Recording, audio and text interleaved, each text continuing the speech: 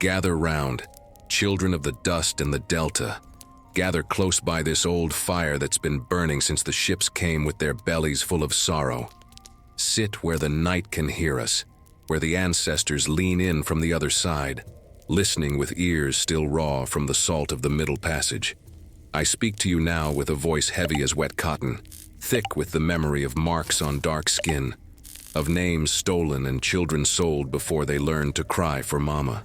This is the tale of O Capataz Negro, the black driver, the man who walked the rows in Alabama with the whip in his hand, cracking it not for his own anger, but for the white man's order. They called him Isaiah in the quarters, though the master wrote him down as driver on the inventory list, same as the mule or the plow. Born in the red clay of Georgia around 1820, carried down the river chain like cargo when the old plantation failed, sold at auction in Mobile to the big cotton spread along the Black Warrior River. There, where the sun beat down like judgment and the fields stretched endless as grief, he became the arm that held the lash over his own people. This ain't no tale of simple freedom, no sudden breaking of chains. It's something harder, more holy. The story of a soul caught between the whip and the welted backs, between being man and being property. The shame corroded him for decades, ate him like slow fire.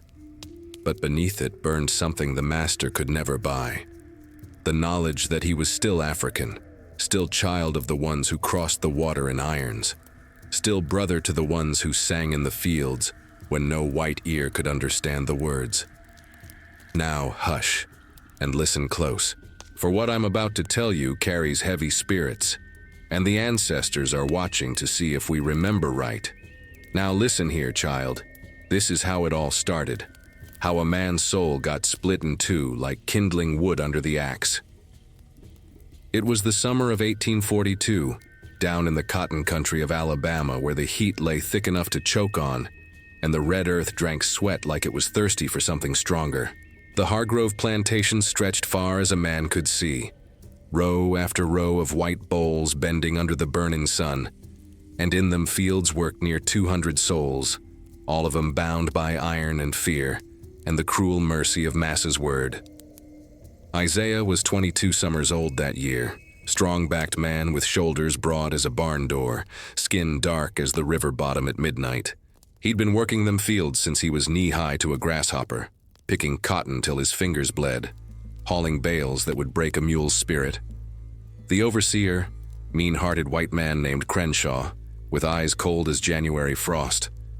He'd noticed Isaiah early on, noticed how the other hands looked to him when trouble came, how he could lift what two men couldn't, how he never broke under the lash.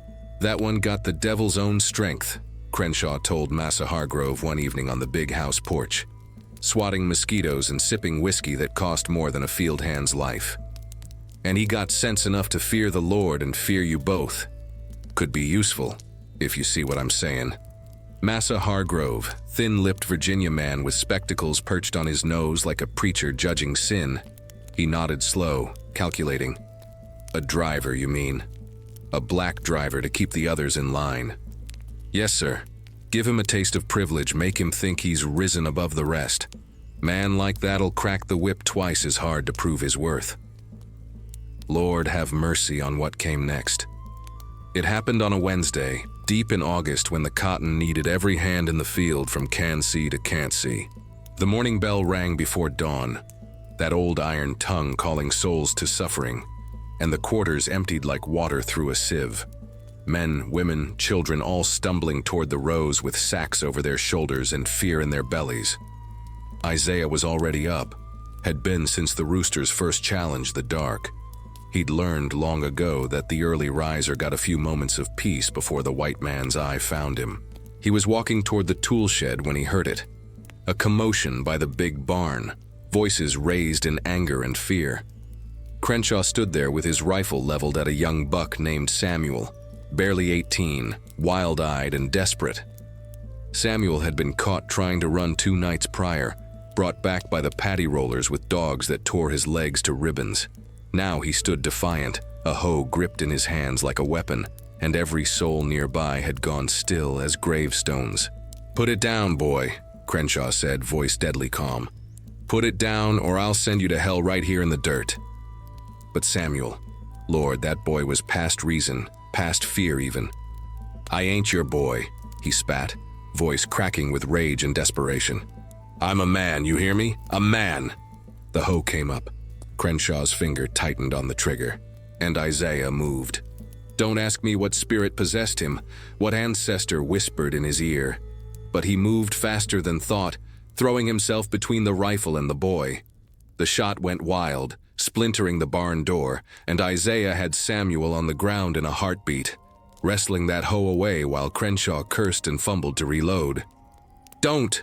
Isaiah shouted, not sure if he was talking to Samuel or the overseer or God himself. Don't do it, brother. It ain't worth dying over. Samuel fought like a trapped animal, but Isaiah was stronger, always had been. He held the boy down till the fight went out of him, till Samuel's rage dissolved into sobbing that tore at every heart watching. Crenshaw stood there breathing hard, eyes narrowed.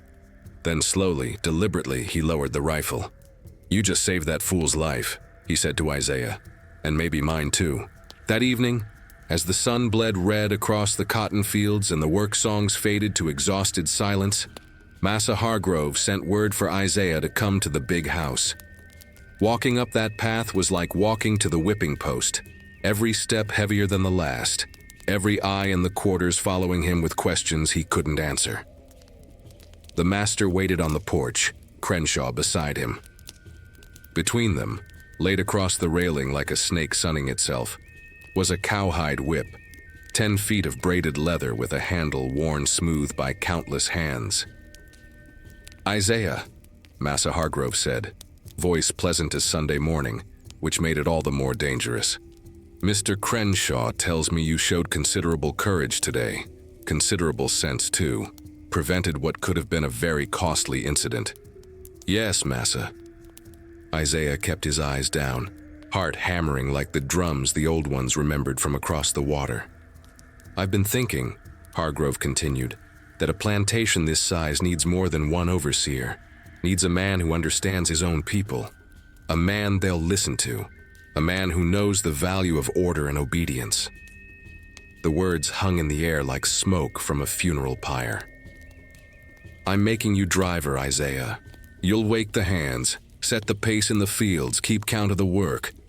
You'll have a cabin of your own, better rations, a pair of shoes that fit. You'll be my eyes and ears in the quarters. Isaiah's mouth went dry as old bones. He knew what this meant, knew the weight of it, the terrible price.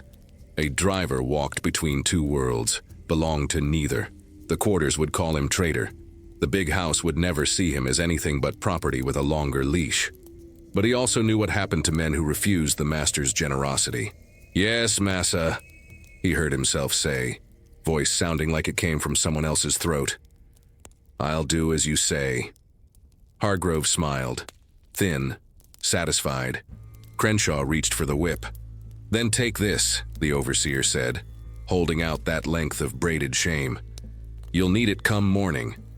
Isaiah's hand moved of its own accord, fingers closing around the worn handle.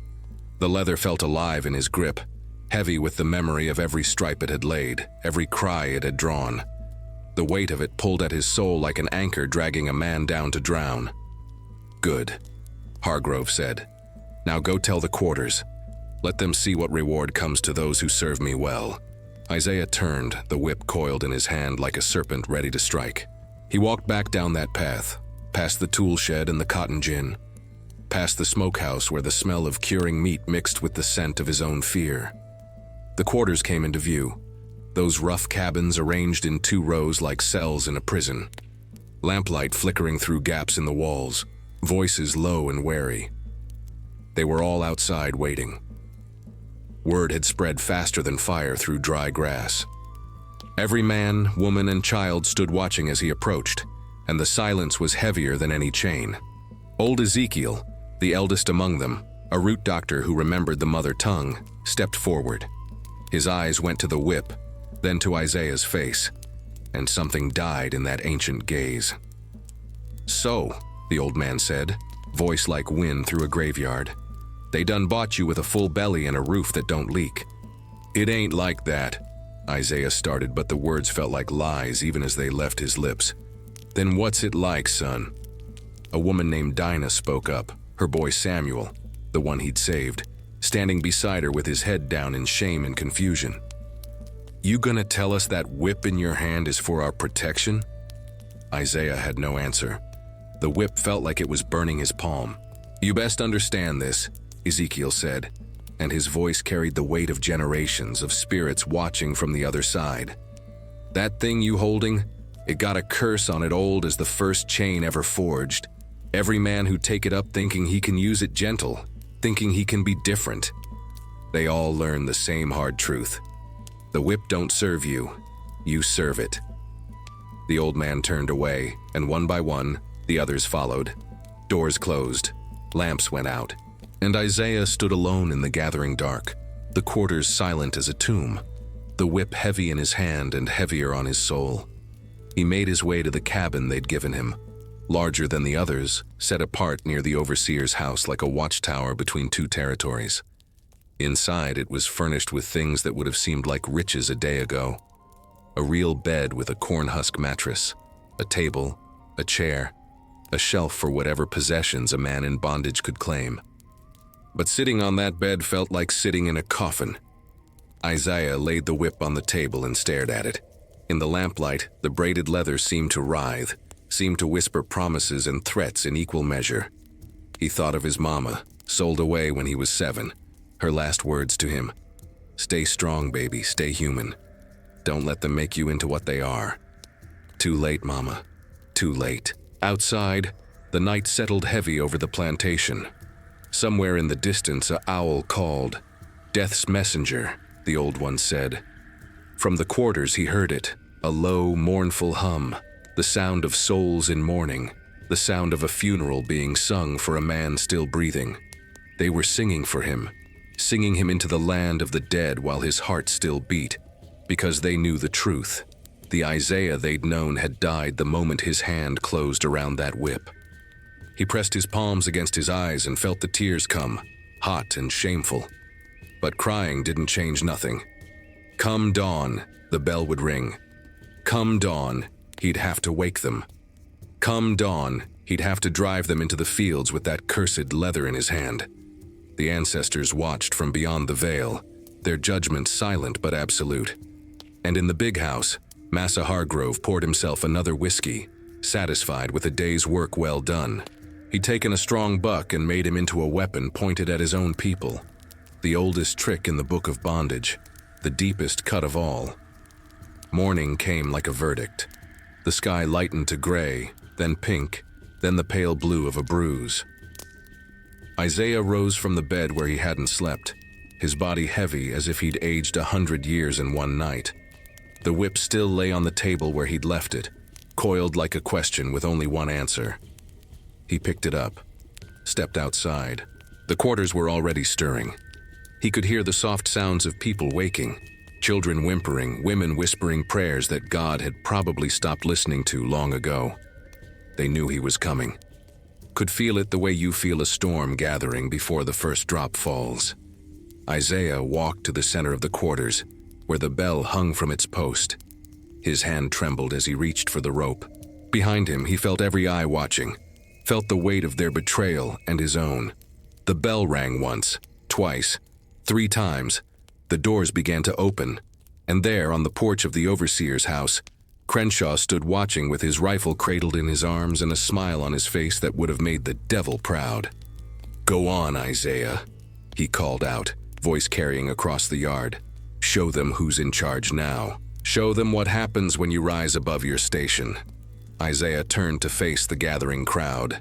Faces he'd known his whole life, faces twisted now with hurt and hate and fear. Dinah stood there with Samuel, the boy's wounds still fresh. Ezekiel leaned on his walking stick, ancient eyes burning with the fire of judgment.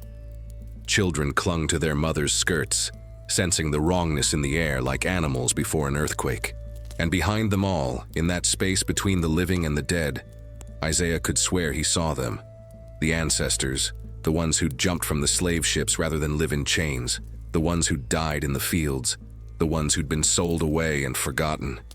They stood watching, waiting to see if he'd remember who he was. Massa Hargrove appeared on his porch now too, coffee cup in hand, ready to witness the birth of his newest tool. Isaiah raised the whip, not to strike, not yet, but to let them see it, to let them see what he'd become. "Y'all know me," he said, and his voice cracked like dry earth splitting open. "You know I ain't asked for this, but the master's word is law on this land, and I got a choice to make. Be the one holding this or be the one under it." "That ain't no choice," a voice called out. Couldn't tell who. "That's just damnation with different names." "Maybe so," Isaiah said, the words tasting like ash. "But I'm still breathing and so are you. And if I got to carry this shame to keep some of us alive another day, then I'll carry it." Lies. Even as he spoke them, he knew they were lies. But what else could a man say when his soul was being sold piece by piece? Crenshaw's voice cut through the morning. "Enough talking, get them to the fields, driver. Cotton don't pick itself." And there it was. The first command, the first test, the first step down a road that had no end except death or damnation. Isaiah looked at the whip in his hand, then at the faces before him, then at the sky where the ancestors waited in silence. He had become what the master wanted, a black hand to do white work, a soul divided against itself, a man who would spend the rest of his days wondering if survival was worth the price of becoming his own enemy. "Line up," he said quietly. "It's time." And they did, because what choice did they have? This was the plantation, and here choice was a luxury reserved for those who held the deed. As they filed past him toward the cotton fields, Isaiah caught Ezekiel's eye one last time. The old man shook his head slowly, and in that gesture was a prophecy. "The whip got you now, son, and it ain't never letting go. Amanhã você acorda os outros com isto." Massa Hargrove's words echoed in Isaiah's mind as the quarters emptied and the workday began. The sun climbed higher, the heat pressed down, and somewhere in the distance, a mockingbird sang. Ignorant of human suffering, indifferent to the weight of shame one man now carried. The first day of being a driver had begun, and every day after would be the same. Wake them, drive them, watch them break, and feel his own soul break a little more with each passing hour. The big house, Hargrove smiled into his coffee and made a note in his ledger. Isaiah, driver, investment, 1 whip, return, infinite. The ancestors wept. The ancestors wept, and Isaiah wept with them that first week, though he did his crying in the dark where no eye could see. 6 days passed since he took up the whip. 6 mornings of ringing that iron bell. 6 days of walking the rows under the skin and heat while 200 souls bent their backs to Massa's cotton. He'd tried, Lord knows he tried, to be gentle about it. Called the pace slower when Crenshaw rode off to inspect the far fields. Let the children rest more than they should have. Turned his back when old men stumbled, pretending not to notice so he wouldn't have to raise that cursed leather. But Crenshaw was watching, always watching. "You going soft, Isaiah?" the overseer said on the 7th morning, reining his horse up beside where Isaiah stood at the edge of the cotton rows. The sun wasn't even full up yet, still bleeding red through the morning mist, and already the heat was rising like steam from hell's own kitchen. "No, sir," Isaiah said, keeping his eyes down. "Just trying to keep them productive is all. Push too hard, they break. Break too many and the harvest suffers." Crenshaw spat tobacco juice into the red dirt. "That's plantation philosophy for white men to ponder, boy. Your job is simpler. Crack that whip when they slow and crack it hard. Massa Hargrove's been hearing talk that his new driver got a tender heart. That true?" "No, sir." "Then prove it." Crenshaw pointed with his riding crop toward a figure at the far end of the row. A young man, couldn't have been more than 19, struggling with his picking sack. "That one there's been lagging all week. Name's Joseph, I believe. Cousin of yours, ain't he? Distant kin from your mama's side?" Isaiah's blood went cold as river water in January. Joseph. Sweet Jesus, not Joseph. The boy was indeed kin, second cousin through his mama's line. though they'd never been close on account of Joseph being born on a different plantation, only brought to Hargrove's spread 2 years back when his previous master died in debt. But blood was blood, and in the quarters, blood meant something sacred, meant something the white man could never understand. I said, "Ain't he kin?" Crenshaw's voice carried an edge now, sharp as a skinning knife. "Distant, sir. Barely know him." Lies tasted bitter as gall. "Well then, you won't mind giving him a taste of that leather. Boy's been slacking, and slacking's like a disease. It spreads if you don't cut it out quick." Isaiah's hand tightened on the whip handle. The braided cowhide felt alive, felt hungry. "Sir, I can just speak to him. Warn him to pick up the pace. I didn't ask for a warning, driver. I asked for a lesson."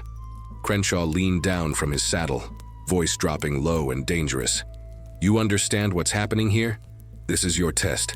You pass, you keep that cabin and them extra rations. You fail, and I'll have you back in the fields by sundown with stripes on your own back to remember me by."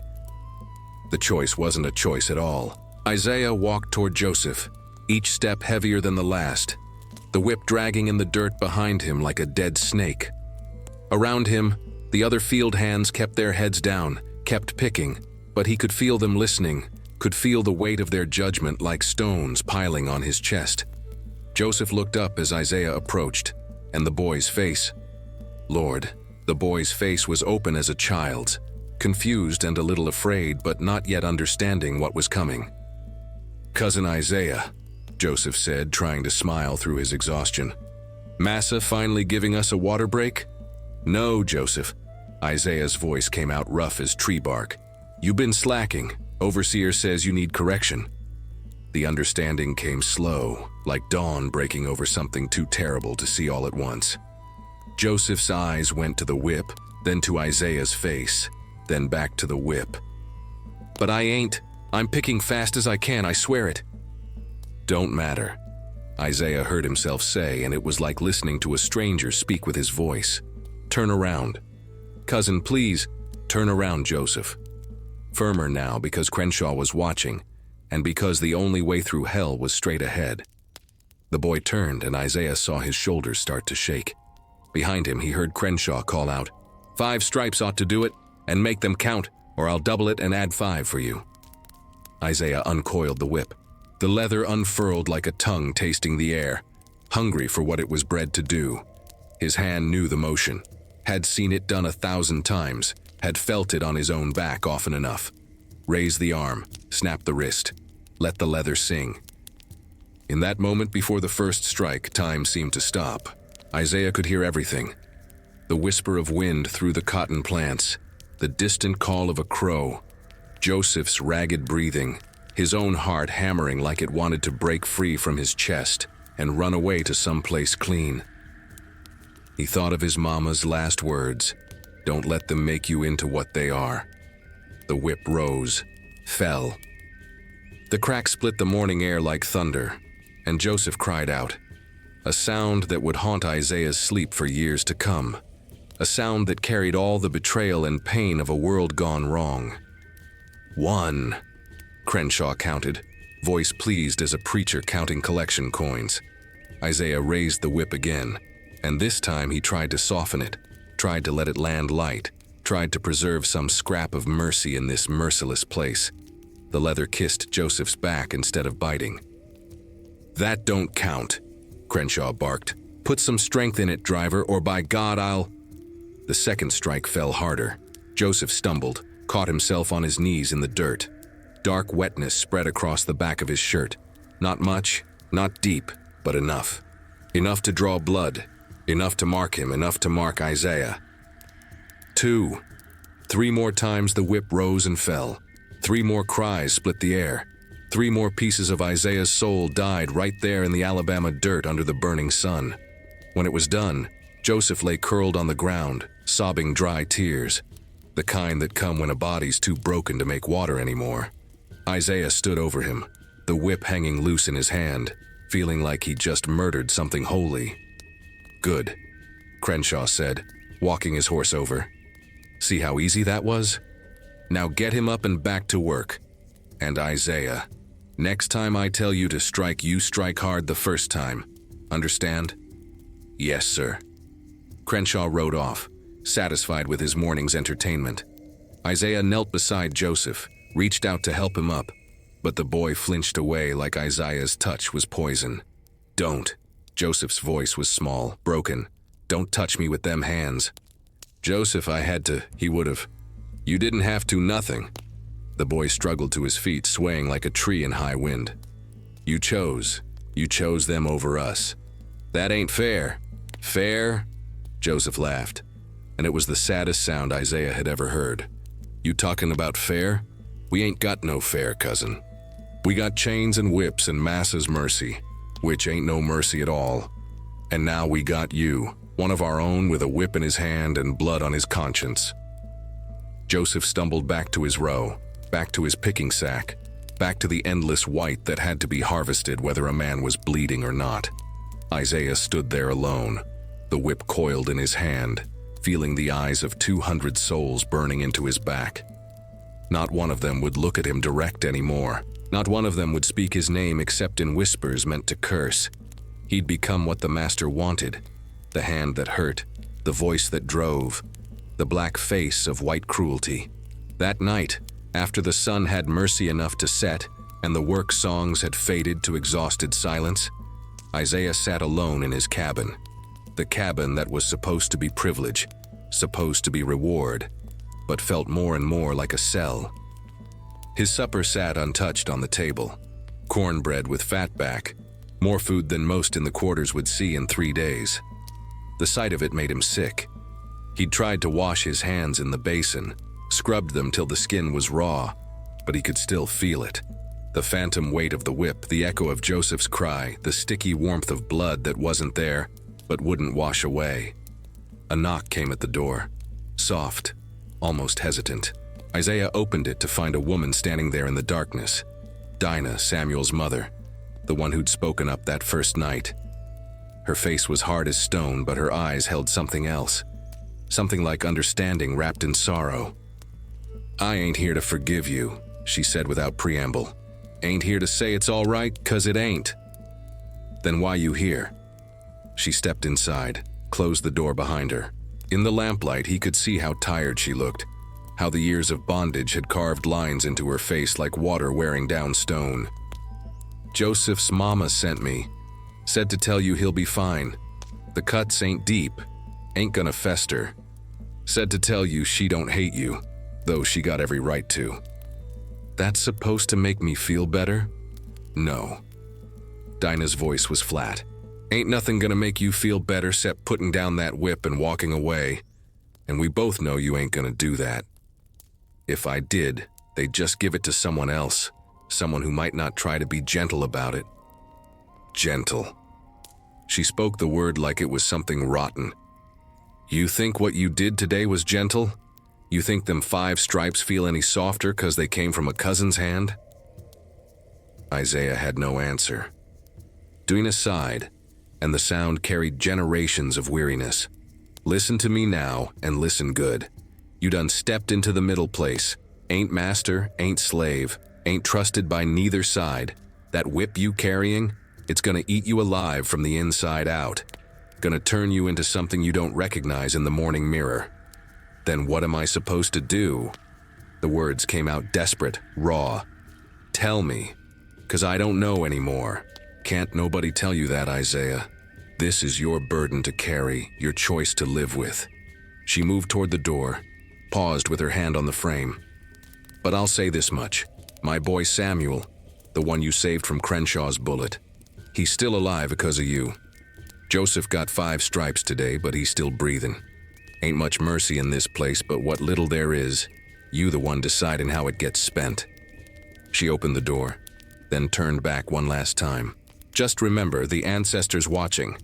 And one day, maybe not tomorrow, maybe not this year, but one day, you're gonna have to stand before them and account for every stripe you laid, every cry you caused. You best be ready to answer for it. She left, and the silence that followed was heavier than any chain. Isaiah sat down at the table, picked up the cornbread, put it down again. Through the thin walls, he could hear the quarters settling in for the night, low voices murmuring prayers, children whimpering in their sleep, someone singing soft and sad in a language that remembered Africa. He thought about Joseph's face, thought about the wetness spreading across the boy's shirt, thought about his own hands and how they'd shook after, how they shook still. Outside, an owl called from the darkness. "Death's messenger," the old one said. And from somewhere far off, barely audible, came the sound of chains dragging slow and steady, though whether it was real or just memory, he couldn't say. Isaiah picked up the whip from where it lay on the table. In the lamplight, he could see dark stains on the leather. Could have been dirt, could have been something else. He'd tried to tell himself it would get easier, that he could learn to do this without it killing him inside. But Dinah was right. The whip was eating him alive. And tomorrow when the bell rang, he'd have to do it all over again. Just before sleep finally took him, restless, haunted sleep full of faces and cries, he heard it. A whisper so soft he couldn't tell if it came from outside the cabin or inside his own head. It was a woman's voice, old and terrible and full of knowing. "You still a man, Isaiah, but how long you gonna stay one?" He pulled the thin blanket over his head like a child hiding from monsters. But there was no hiding from what he'd become. The monsters were inside him now, and they wore his own face. Morning would come too soon. The bell would ring, the whip would rise and fall. And piece by piece, stripe by stripe, cry by cry, the man he'd been would die while the thing he was becoming took his place. That night in the darkness of the slave quarters, Joseph's mother sat by her son's bedside, washing his wounds with water and salt, singing a song in the old tongue that promised vengeance and deliverance both. And in the big house, Massa Hargrove wrote in his journal with satisfaction, "The Negro driver performs adequately. Investment continues to yield returns. Note, family bonds create excellent leverage for maintaining control." The next morning when Isaiah rang the bell, Joseph looked at him once across the yard. The boy's eyes held no anger anymore, just emptiness. And Isaiah understood then that he'd done something worse than cause pain. He'd killed hope, and hope was all they had. And Isaiah understood then that he'd done something worse than cause pain. He'd killed hope, and hope was all they had. But the plantation don't stop for a man's conscience. Don't pause for shame or regret. The sun rose the next morning same as always, red and merciless over the cotton fields. And the bell had to be rung whether Isaiah's hands shook or not. 2 weeks passed since he whipped Joseph. 2 weeks of walking between worlds. Too high for the quarters, too low for the big house belonging nowhere except in that cursed middle place where the soul goes to die slow. The privileges came steady as rainfall in spring, just like Massa Hargrove promised. First it was the shoes. Real leather ones, not the rough brogans that fell apart after a month of field work, but proper boots that a white overseer might wear. Crenshaw brought them himself, dropped them on Isaiah's doorstep with a smile that made Isaiah's skin crawl. "Can't have my driver walking barefoot like common field hands," the overseer said. "Gotta look the part, boy. Gotta show them others what obedience buys." The boots fit perfect. Isaiah hated how good they felt. Then came the food. Lord have mercy, the food. Every evening, the kitchen house sent over a plate that made the meager rations of the quarters look like crumbs for sparrows. Cornbread thick as a man's fist, swimming in butter that the field hands never saw. Fatback so thick you could see the meat in it, not just the rind. Sometimes even chicken, real chicken, not the stringy old roosters past laying that the quarters got on Christmas if they were lucky. And coffee. Sweet Jesus, coffee. Real coffee. Not the parched corn and chicory root the quarters brewed when they could get it. This was the master's own blend, brought up from New Orleans, dark and strong and bittersweet like sin itself. The first time Isaiah tasted it, standing alone in his cabin with the steam rising from the cup, something inside him broke clean in half. This was what freedom tasted like to a slave. Not real freedom, never that, but the pale shadow of it. The scraps from Massa's table, the illusion that you'd risen above the others, that you mattered, that you were more than property with a pulse. It tasted like betrayal, and God help him, it tasted good. Isaiah tried not to think about it, tried not to compare his full belly to the hollow-eyed children in the quarters who went to bed hungry more nights than not, tried not to notice how his body was getting stronger while theirs grew weaker, how his skin had lost that ashen look of starvation while they worked themselves to shadows. But the quarters noticed. Oh, they noticed. He'd see them watching when he walked past, see the way their eyes tracked his boots, his filled-out frame, the way he didn't stumble from hunger like they did. Hear the whispers that cut deeper than any whip. There go Judas and his fine boots. Massa's dog eating from the table while we starve. Sold his soul for fatback and coffee. 3 weeks into his new life, on a Sunday when the field hands got a few hours to tend their own garden patches and mend their ragged clothes, Isaiah made the mistake of walking through the quarters in daylight. He told himself he was checking on things, making sure nobody was causing trouble. But the truth was simpler and sadder. He was lonely. Desperately, achingly lonely in a way that privilege couldn't cure. The quarters fell silent as he approached. Women pulled their children close. Men turned their backs. Even the dogs seemed to slink away, as if shame was a scent they could smell on him. Only one person didn't look away. She stood in the doorway of a cabin near the far end of the row, a woman named Abeni, though the master had renamed her Rachel on the plantation books. She was maybe 25 summers old, tall and straight-backed despite the years of bondage, with eyes that held the kind of intelligence that made white folks nervous and fellow slaves hopeful. Isaiah had known her since they were children, back before he got sold to Hargrove's plantation. She'd been sweet on him once, back when they were both too young to understand what love meant in a place where families could be sold apart like cattle at auction. Now she just looked at him like he was a stranger wearing a familiar face. Abeni, he said softly, using her real name because he could at least give her that.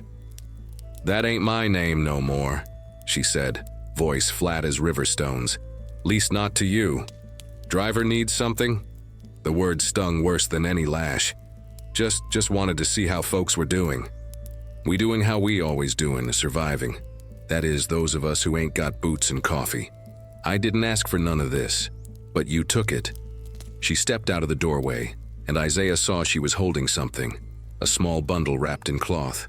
You took it and you keep taking it every morning you ring that bell, every stripe you lay, every time you choose them over us. It ain't that simple. It's exactly that simple, Isaiah. The way she said his name, it sounded like a curse. You think because you try to be gentle with the whip, because you look away sometimes, because you warning folks about patrols, that makes you one of us still? You ain't. You theirs now. Body and soul. Before he could respond, she unwrapped the bundle. Inside was a small cloth doll, the kind the old root women made for protection or cursing. This one had no face, just a blank head of rough cotton. But Isaiah knew what it represented. Old Ezekiel made this, Abeni said. Said to give it to you. Said you'll understand what it means. Isaiah stared at the faceless doll, and the meaning hit him like a mule kick to the chest. In hoodoo, a doll with no face meant a person who'd lost their identity, who'd become nothing, who'd let the world erase who they truly were. It was a warning and a judgment both. Tell him, Isaiah's voice cracked. Tell him I ain't lost yet. Then prove it. Abeni's eyes, which had been hard as iron, softened just a fraction. Prove you still got a soul left to save. She turned to go back inside, but Isaiah caught her arm, gently, desperately. Abeni, please, I'm trying to keep people alive, You want to keep people alive? She pulled her arm free, and when she looked at him now, there were tears in her eyes. Angry tears, heartbroken tears. Then maybe stop living so comfortable while we dying. Maybe remember that fatback you eating came out of our mouths. Them boots you wearing were bought with our blood. She went inside and closed the door, and the sound of it shutting was like a coffin lid dropping. Isaiah stood there holding the faceless doll, feeling every eye in the quarters on him, feeling the weight of their judgment and his own shame pressing down till he could barely breathe. That night, Lord, that terrible night, Isaiah sat at his table with the evening meal spread before him like an accusation. Cornbread and beans, fatback gleaming with grease, and that damned coffee steaming in its cup, smelling like heaven and tasting like hell. He picked up the cornbread, put it down. picked up the coffee, set it aside. His stomach growled with hunger. Real hunger, the first he'd felt in weeks. But the sight of the food made him sick. Through the thin walls, he could hear the quarters settling in for the night. Could hear a mother singing low to her baby, the child crying from hunger that wouldn't be satisfied. Could hear old Ezekiel's voice raised in prayer, asking God for strength to see another day. Could hear the silence of empty bellies and tired souls. And here he sat, alone in his privilege, with more food than he could eat. Isaiah pushed the plate away. For a long moment, he just sat there in the lamplight, turning the faceless doll over in his hands. The stitching was crude but purposeful, each thread a piece of judgment, each knot a reminder of what he was becoming, or what he'd already become. Outside, he heard footsteps, heavy boots on hard ground. Crenshaw making his rounds, checking that all was quiet in the quarters, that no one was planning mischief or escape. The overseer's shadow passed by Isaiah's window, paused, moved on. Isaiah knew that tomorrow would bring more of the same, more privileges, more food he didn't earn, more distance between him and his own people, more moments of choosing Massa's favor over his own humanity. The coffee sat cooling on the table, and Isaiah stared at it like it was poison. Maybe it was. Not the kind that killed the body quick, but the kind that killed the soul slow. One comfort at a time, one full belly at a time, one pair of good boots at a time. The kind that made a man forget who he was, where he came from, whose blood ran in his veins. He thought about Abini's words, "Prove you still got a soul left to save." But how? How did a man prove his humanity when every choice he made seemed to strip another piece of it away? When survival meant betrayal, and betrayal meant survival. Isaiah picked up the cup of coffee, brought it to his lips, then stopped. Set it down. Pushed it away. It wasn't much. Refusing one cup of coffee wouldn't change nothing. Wouldn't undo the stripes on Joseph's back, or the hunger in the quarters, or the fact that he was still Massa's driver with Massa's whip in his hand. But it was something. A small rebellion. A tiny refusal. A way of saying, "I remember. I still remember who I am." He took the faceless doll and set it on the shelf where he could see it every morning when he woke. A reminder. A witness. A warning of what would happen if he let the comfort make him forget. That night, Isaiah lay in his real bed with its cornhusk mattress under a roof that didn't leak, in a cabin that stood apart from the others like a watchtower between two worlds. And for the first time since becoming driver, he didn't eat the master's food. It wasn't redemption, wasn't even close. But it was a start. Outside, in the deep Alabama night, the quarters sang soft and low. Work songs turned to spirituals. Spirituals turned to prayers. Prayers turned to promises that one day, somehow, this suffering would end. And in the big house, Massa Hargrove slept the sleep of the wicked, never knowing that his driver had refused the coffee, never suspecting that even in the deepest bondage, even in the most compromised soul, a spark of resistance could still flicker. The ancestors watched and waited. The whip still hung on Isaiah's wall, ready for tomorrow. But the coffee sat cold and untouched, a small rebellion that no white eye would ever see, but that the spirits knew and remembered. And sometimes, in a place where choice was a luxury slaves couldn't afford, even the smallest choice mattered. Even if it changed nothing, even if it damned him anyway. At least he'd know he tried. At least he'd know he tried. But trying and succeeding were two different things in a world built on chains and cotton. And Isaiah was about to learn the hard way that even the smallest mercy could cost more than a man had to give. It was late October when the whispers started. That dangerous time of year when the harvest was nearly done, and the nights grew long enough for planning, for dreaming, for desperate souls to start thinking the unthinkable. Escape. The air had changed, grown crisp with the promise of winter, though winter in Alabama was a gentler beast than up north where freedom supposedly waited.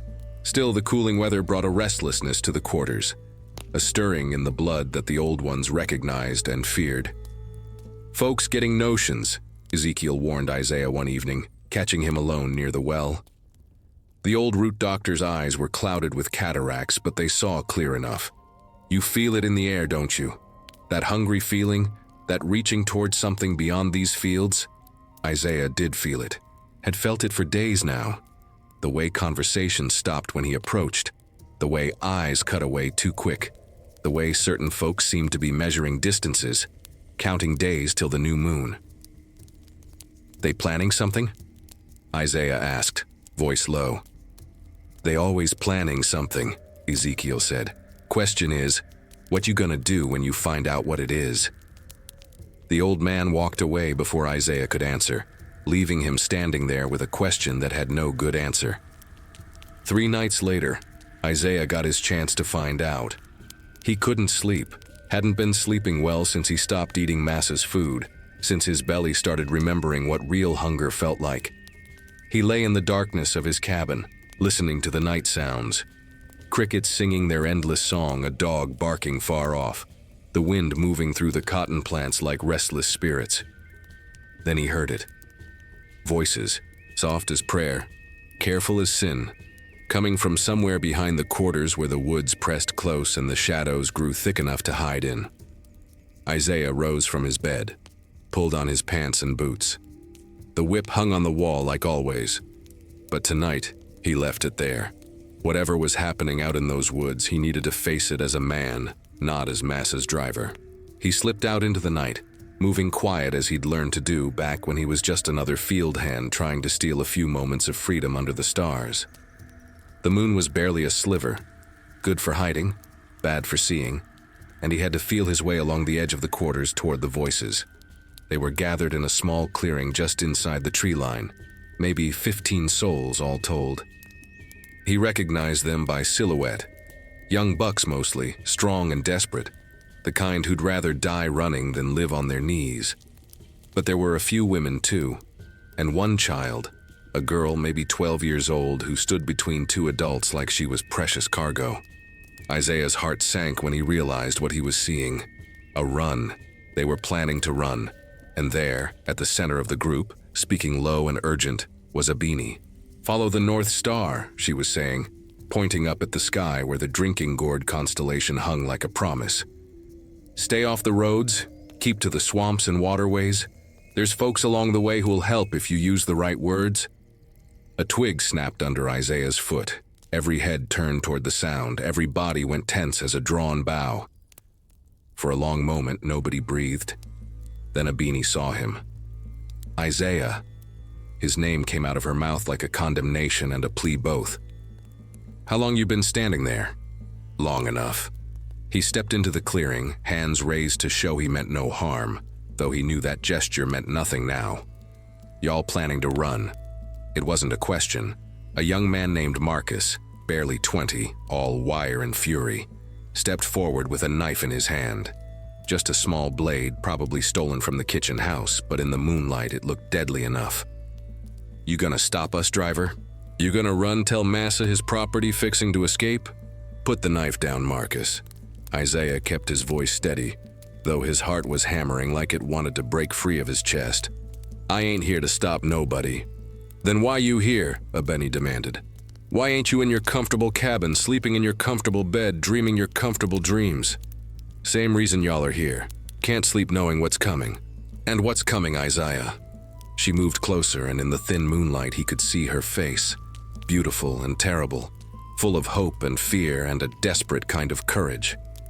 "Freedom or death? Which one you think we're running toward?" "Both, probably. You know what happens if they catch you." "We know." An older woman spoke up, Dinah, Samuel's mother, the one who'd visited his cabin weeks ago. "We know they'll bring the dogs. Know they'll put us on the auction block.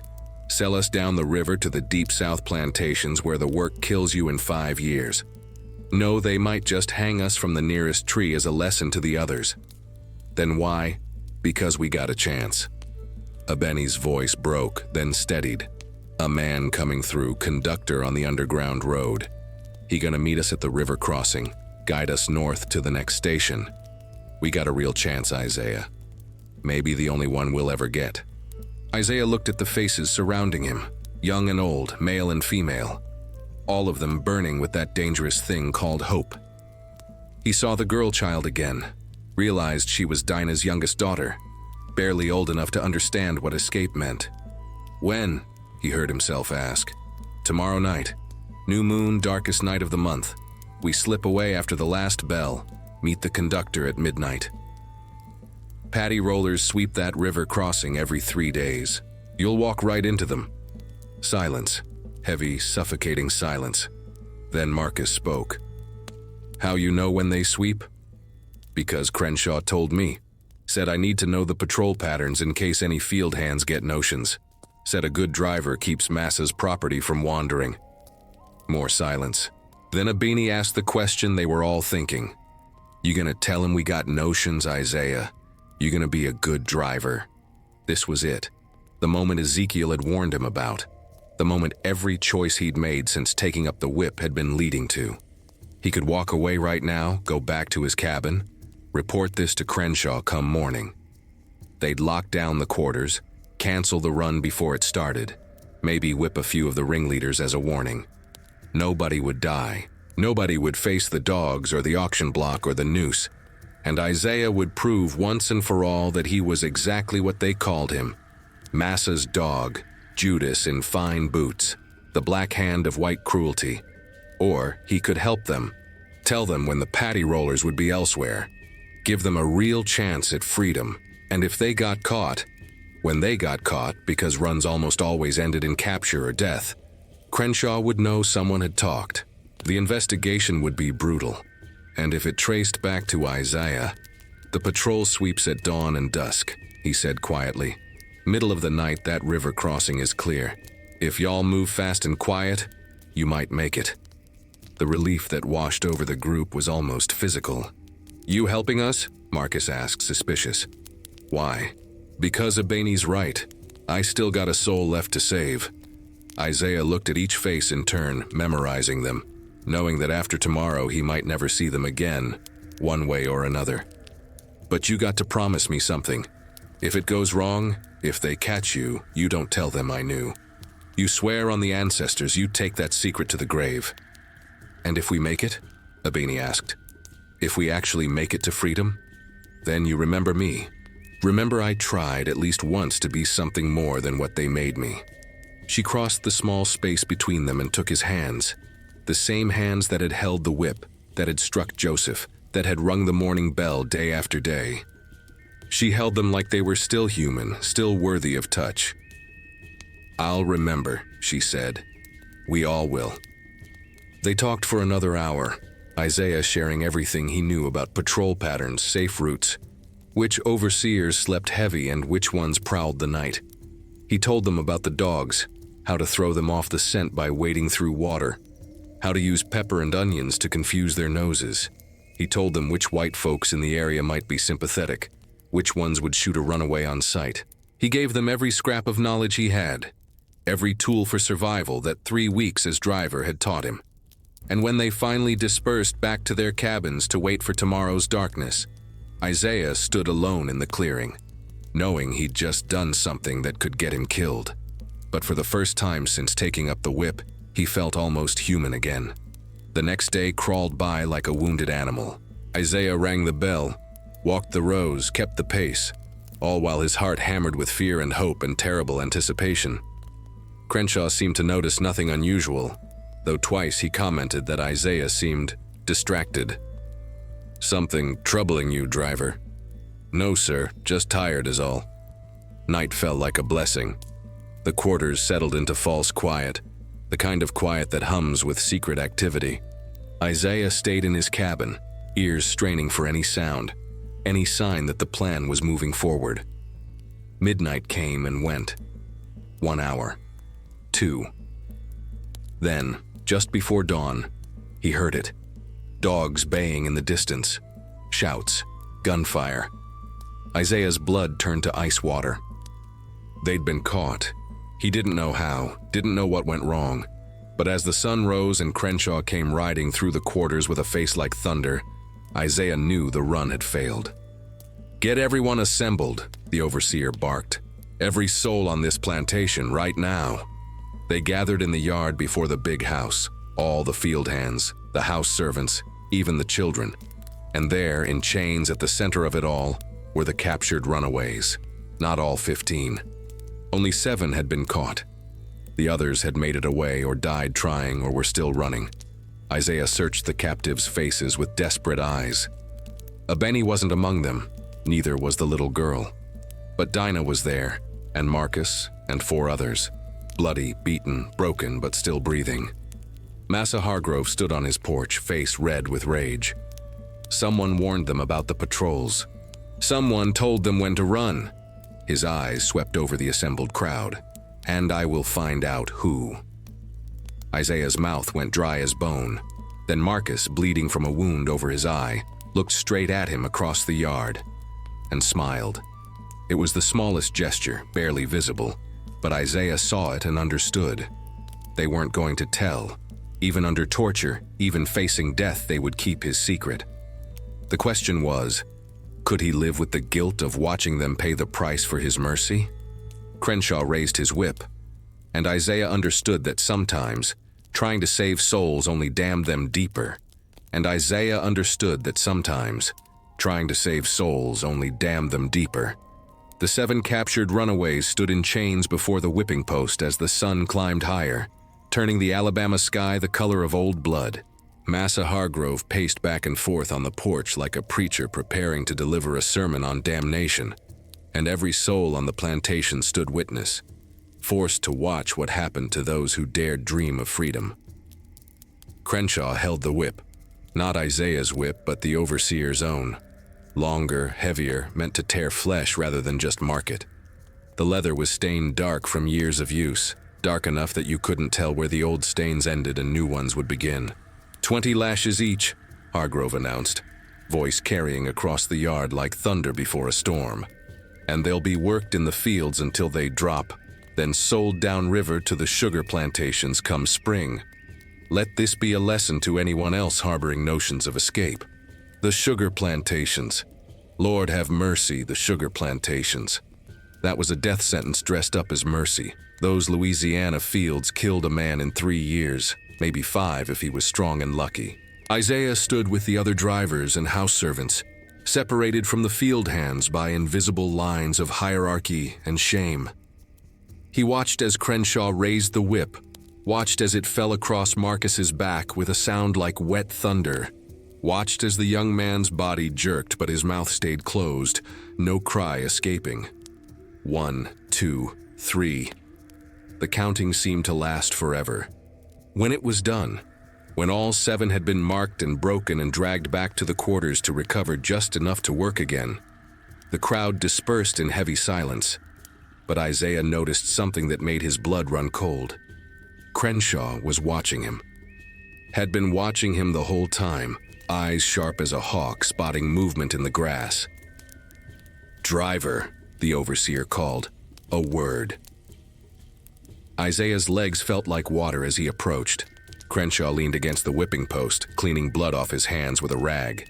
"You notice anything unusual last night? Any disturbances in the quarters?" "No, sir. All quiet." The overseer's eyes narrowed. "Funny thing, though. Those runaways knew exactly when to move. Knew the patrol patterns like someone had drawn them a map. Maybe they just got lucky, sir. Nobody gets that lucky, Isaiah. Somebody talked. Somebody with knowledge they shouldn't have had." Crenshaw stepped closer, so close Isaiah could smell the tobacco on his breath. "You wouldn't know anything about that, would you?" "No, sir. I keep to myself mostly. Don't involve myself in quarter business unless there's trouble. See that you keep it that way." Crenshaw tossed the bloody rag aside. "Because if I find out you had anything to do with this, those privileges you've been enjoying, they'll disappear faster than a slave at auction. And that whip you carry, you'll be on the receiving end of it." Isaiah kept his face blank, kept his voice steady. "Understood, sir." But as he walked away, he could feel Crenshaw's suspicion following him like a shadow. That evening, as twilight settled over the plantation like ash from a funeral pyre, Isaiah sat in his cabin trying to quiet the storm in his chest. Marcus's smile haunted him. Dinah's silence haunted him. The sound of the whip falling haunted him most of all. He'd tried to help, and all he'd done was give them hope before watching it get torn to pieces. A soft knock at the door pulled him from his dark thoughts.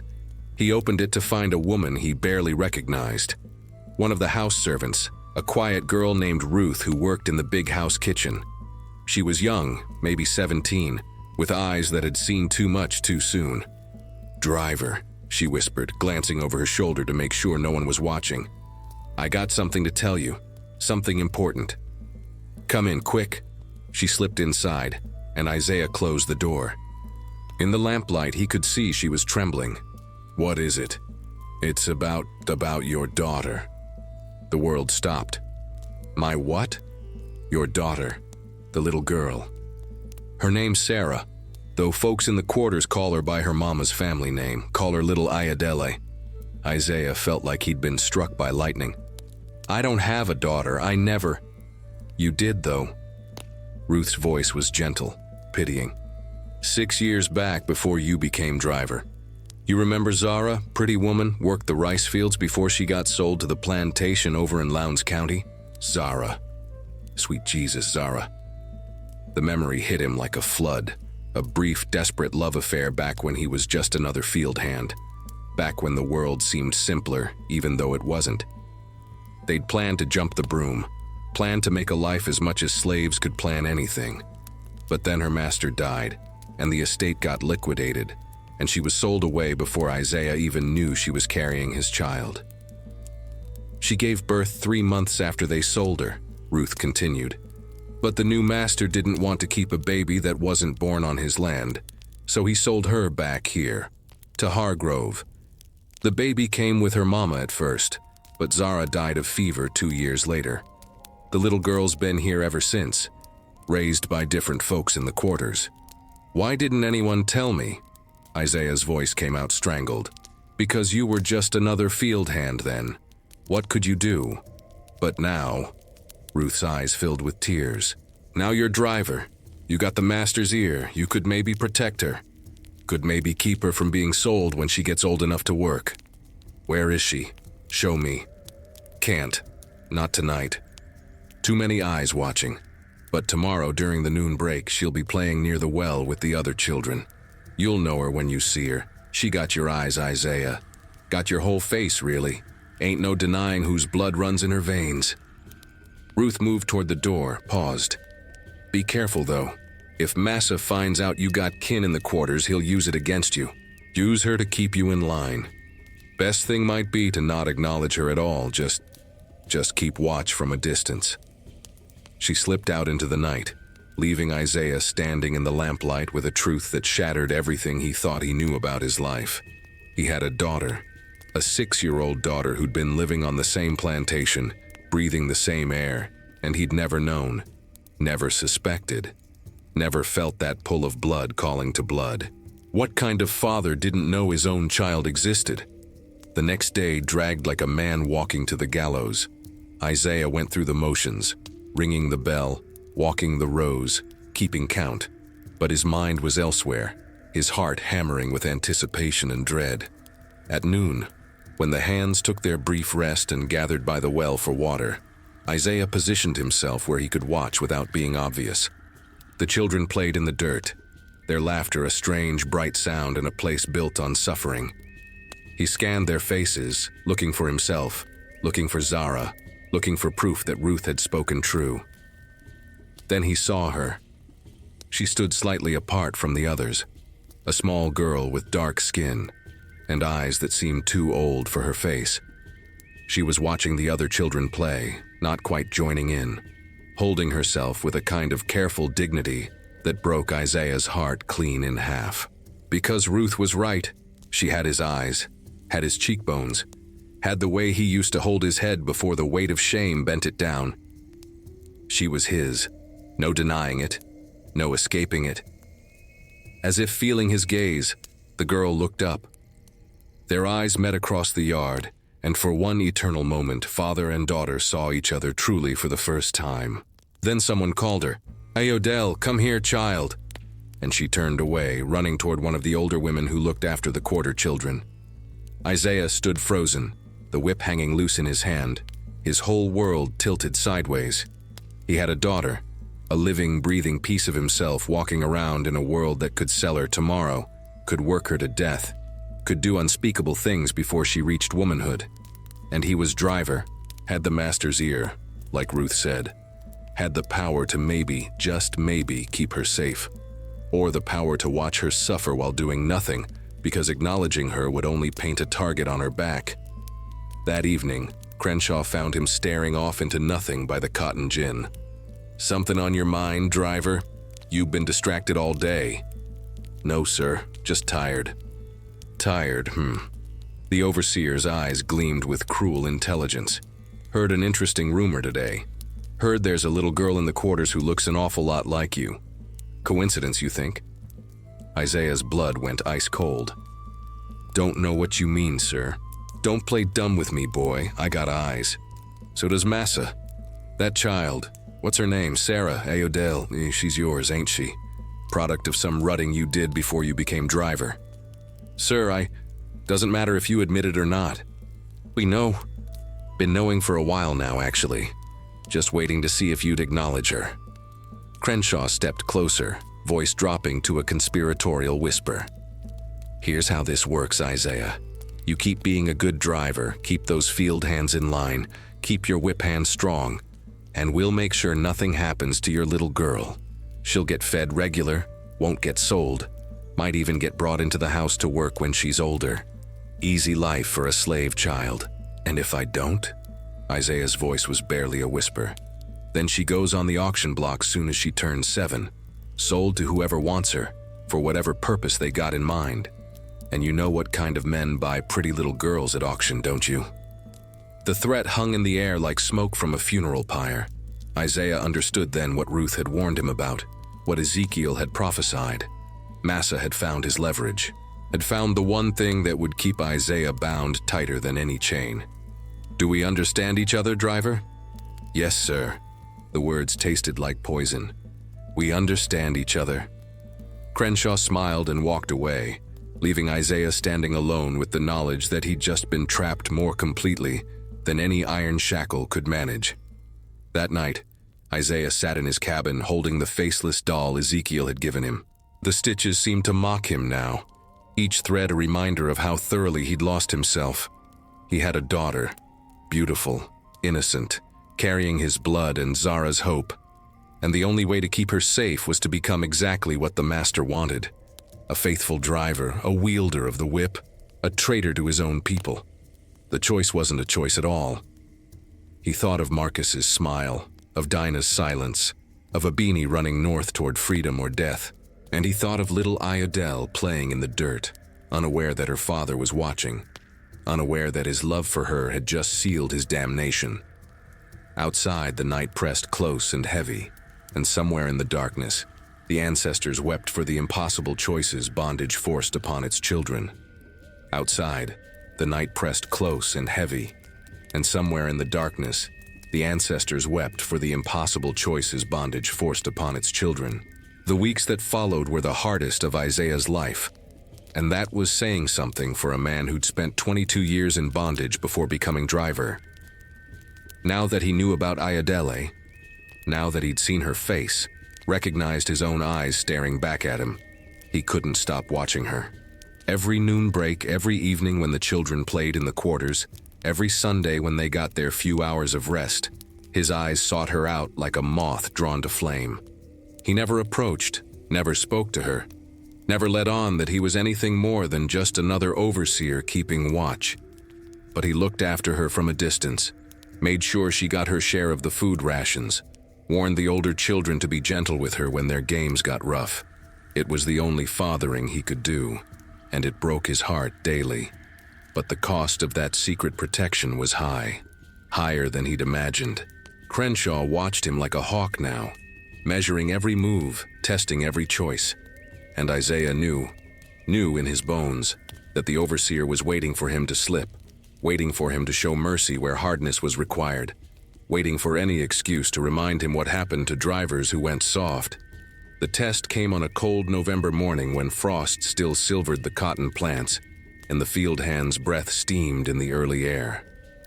A young man named Benjamin, barely 16, all bones and stubborn pride, had been struggling to keep pace for days. The boy was sick. Anyone with eyes could see it. Fever burning in his eyes, cough rattling in his chest, hands shaking as he tried to pull the cotton bowls. Isaiah had been watching him, had been trying to give the boy lighter tasks, slower rows, anything to let him recover without drawing Crenshaw's attention. But this morning, Benjamin collapsed. Just fell right there in the row, cotton sack spilling, body hitting the dirt like a felled tree. Isaiah reached him first, dropped to his knees beside the unconscious boy. The fever was raging. He could feel the heat coming off Benjamin's skin like a furnace. "He needs the sick house," Isaiah said to the overseer, who'd ridden over at the commotion. "Needs rest and medicine, or he'll die out here." Crenshaw looked down from his horse with eyes cold as winter frost. "He needs to get back to work. Fever or no fever, cotton don't pick itself. Sir, he's burning up, can't work in this condition." "Then maybe a little encouragement will help him remember his duty." The overseer's hand went to his whip. 10 stripes ought to wake him up." "No." The word came out before Isaiah could stop it. "Sir, with respect, beating a sick man won't make him well. It'll just kill him faster." "You questioning my judgment, driver?" The challenge hung in the air between them, heavy and dangerous. Isaiah knew what he should say, knew what a good driver, a smart driver, would say to keep his position and his privileges and his daughter safe. But looking at Benjamin's unconscious face, looking at a boy barely old enough to be called a man dying in the dirt, Isaiah found he couldn't say it. "I'm saying there's better ways to get work out of him. Let me take him to the sick house. Let old Martha look after him for a day or two. He'll be more productive healthy than dead." For a long moment, Crenshaw just stared at him. Then, slowly, deliberately, the overseer smiled. And it was the kind of smile that promised nothing good. "You really care about these field hands, don't you, Isaiah? Really got a soft spot for your own kind." "Just trying to protect Massa's investment, sir." Tell you what, you can take him to the sick house, but first you give him those 10 stripes. Show me you still remember who you work for." The trap closed around Isaiah like iron jaws. He looked down at Benjamin, unconscious and defenseless. Looked at the whip in his hand, looked at Crenshaw's expectant face. Then he looked past the overseer, toward the quarters, where he knew Ayodele was probably playing with the other children, unaware that her safety depended on her father's willingness to hurt an innocent boy. "Do it, driver, or I'll do it myself, and then I'll stripe you too for insubordination. And while I'm at it, might be time to move that pretty little girl to the auction block. 7 years old is old enough to fetch a price, don't you think?" The threat was clear as daylight. Isaiah raised the whip, but something in him, some last stubborn piece of humanity that refused to die, made his hand shake, made his aim waver, made the leather fall 6 inches to the left of Benjamin's unconscious body, cracking against the dirt instead of flesh. "That don't count," Crenshaw said. "Try again." Isaiah raised the whip again. This time he aimed true, but at the last second his wrist twisted, and the lash fell short, barely grazing Benjamin's shoulder. "What the hell you playing at?" The overseer's voice went from amused to angry. "You forgetting how to use that thing?" "No, sir, I just—" Isaiah raised the whip a third time, and again something made him pull it, made him miss on purpose, made him choose mercy over survival. He couldn't do it, couldn't strike an unconscious boy, couldn't add suffering to suffering, couldn't become that completely lost, even if it cost him everything. Crenshaw dismounted in one smooth motion, snatched the whip from Isaiah's hand. "You're pathetic, you know that. Thought we'd made you into something useful, but you're still just a soft-hearted fool." The overseer's whip rose and fell 3 times in quick succession, not on Benjamin, but on Isaiah. The leather tore across his back, across his shoulders, across his ribs, each strike a promise of what was coming if he didn't learn his place. Isaiah bit down on his tongue to keep from crying out, tasted blood, stayed on his feet through sheer stubborn will.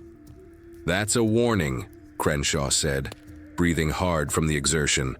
Next time you show weakness, next time you hesitate, next time you let your feelings get in the way of your duty, it'll be worse, much worse, for you and for anyone you care about. We clear? Yes, sir. Good. Now get this useless boy to the sick house and get back to work. Isaiah lifted Benjamin as gently as he could, the boy's fever-hot body light as kindling in his arms. As he carried him toward the sick house where old Martha kept her roots and remedies, he felt every eye in the field watching, felt their judgment and their confusion and something that might have been respect. He'd tried to show mercy, tried to protect the weak, and all he'd gotten was 3 fresh stripes on his own back and a promise of worse to come. But he'd done it, had chosen the boy's safety over his own, even knowing what it would cost. Maybe that was worth something. Maybe the ancestors had seen it, had marked it down in whatever ledger they kept of souls trying to stay human in an inhuman place.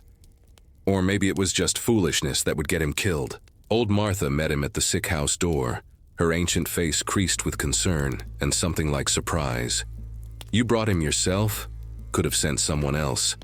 Needed to see it done right. Isaiah laid Benjamin on one of the rough pallets that served as beds. He's burning up. Got maybe a day or 2 before the fever takes him if we don't break it.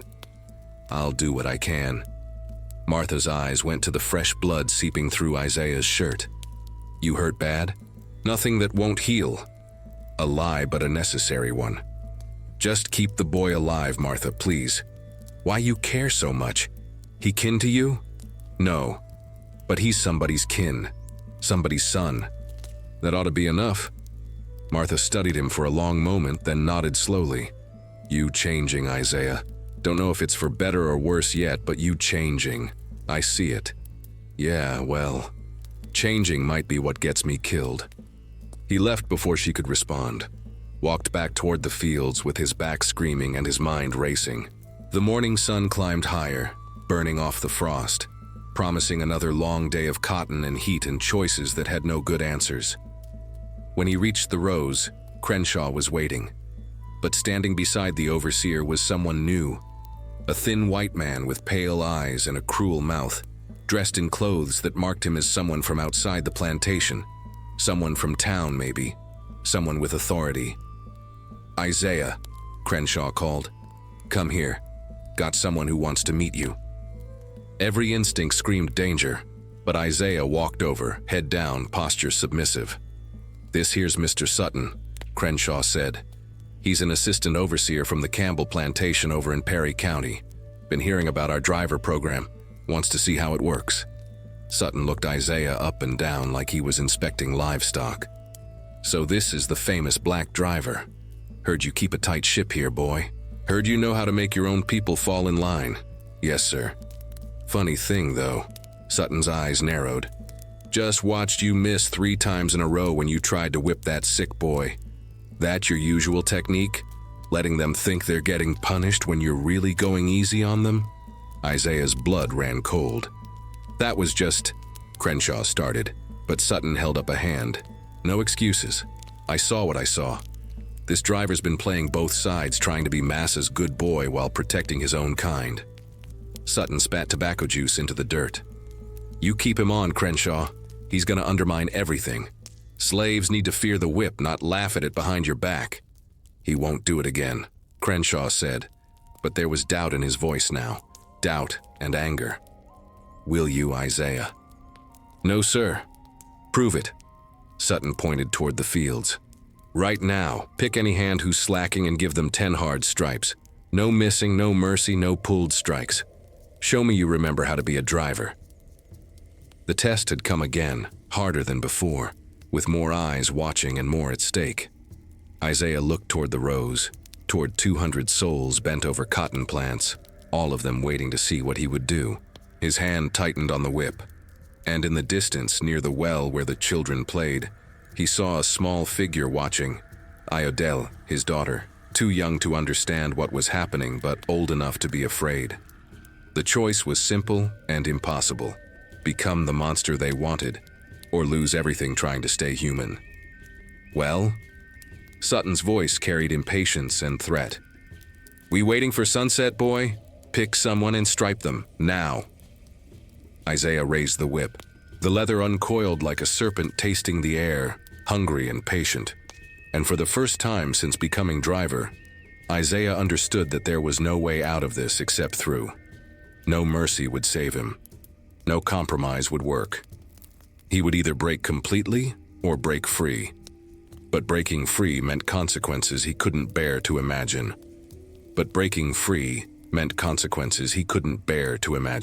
Isaiah's hand trembled on the whip handle as Sutton and Crenshaw waited, their eyes boring into him like hot irons. The morning sun climbed higher, and 200 souls in the cotton field held their breath, watching to see if their driver would prove himself monster or man. He scanned the rows, looking for someone, anyone, who might survive what he was about to do. Not a child, not an elder, not someone already broken. His eyes landed on a strong young buck named Thomas, barely 20 summers, with shoulders like oak and a back that had known the lash before and healed from it. If anyone could take 10 stripes and live to work tomorrow, it was Thomas. Isaiah called him over, voice hollow as a dead tree. Thomas came, confusion in his eyes turning to understanding, then to something harder. Acceptance mixed with betrayal. "I'm sorry," Isaiah whispered, so low only Thomas could hear. "No, you ain't," Thomas said back, just as quiet. "But do what you got to do, driver. We all know the game by now." Isaiah raised the whip, and this time, God forgive him, ancestors forgive him, Iadel forgive him when she grew old enough to understand. He didn't miss. The leather cracked across Thomas's back once, twice, 3 times. Each strike true, each one drawing the blood that Sutton wanted to see. Each one tearing another piece of Isaiah's soul away like flesh from bone. 10 times the whip rose and fell. 10 times Thomas's body jerked, but his mouth stayed closed, refusing to give the white man the satisfaction of his pain. When it was done, when Thomas stood there bleeding but unbroken, Sutton nodded with satisfaction. "That's more like it. See, Crenshaw? Boy just needed proper motivation." He turned to Isaiah. "You remember this feeling, driver. This is what you are now. This is what you'll always be." The 2 white men walked away, already discussing some other plantation business, leaving Isaiah standing in the dirt with the bloody whip in his hand and the weight of damnation on his shoulders. Thomas looked at him once, just once, and in that gaze was a lifetime of understanding and condemnation both. "You got blood on your hands now that ain't never washing off," Thomas said quietly. "Hope whatever you protecting was worth it." He walked back to his row, back to the endless cotton, leaving Isaiah alone with his shame. The day dragged on like death itself, slow and inevitable. When evening finally came and the work bell released them from the fields, Isaiah retreated to his cabin like a wounded animal seeking darkness. He didn't eat the supper that came, didn't light the lamp, just sat in the gathering dark, the whip laid across his knees like a judgment, and felt the last pieces of his humanity crumble to dust. Around midnight, a sound brought him out of his black thoughts, a pebble hitting his window. He opened the door to find Ruth, the house servant who'd first told him about Iodele, standing in the shadows with fear written all over her face. "Driver, you gotta come quick. It's the girl, your daughter. She's gone." Isaiah's heart stopped. "What do you mean, gone?" "She was playing near the quarters at sunset, and now she ain't nowhere to be found. Folks been searching quiet like, don't want to alert the overseers, but nobody's seen her for hours." He was out the door before Ruth finished speaking, running toward the quarters with panic clawing at his chest. The search was already underway. Quiet, desperate, mothers and fathers checking every cabin, every hiding spot, every shadowed corner where a child might have wandered. Isaiah found old Ezekiel near the well, the root doctor's face grave in the moonlight. "She ain't in the quarters," Ezekiel said before Isaiah could ask. "Already checked twice, but I found this." He held out a small cloth doll, the kind children made from corn husks and scraps. Isaiah recognized it as Iodele's. He'd seen her playing with it. "Where'd you find it?" "Edge of the quarters, right where the path leads down to the river." Ezekiel's old eyes held knowledge and fear. "Isaiah, You know what's down by that river this time of year. You know what draws children to the water. Isaiah did know. The Black Warrior River ran swift and deep this time of year, swollen from autumn rains. Children were warned to stay away, but children didn't always listen. He grabbed a torch from the nearest cabin and ran toward the river path, his heart hammering so hard, he thought it might burst from his chest. Behind him, he heard others following. Ezekiel, Ruth, several of the quarter women, all of them moving quiet as ghosts through the night.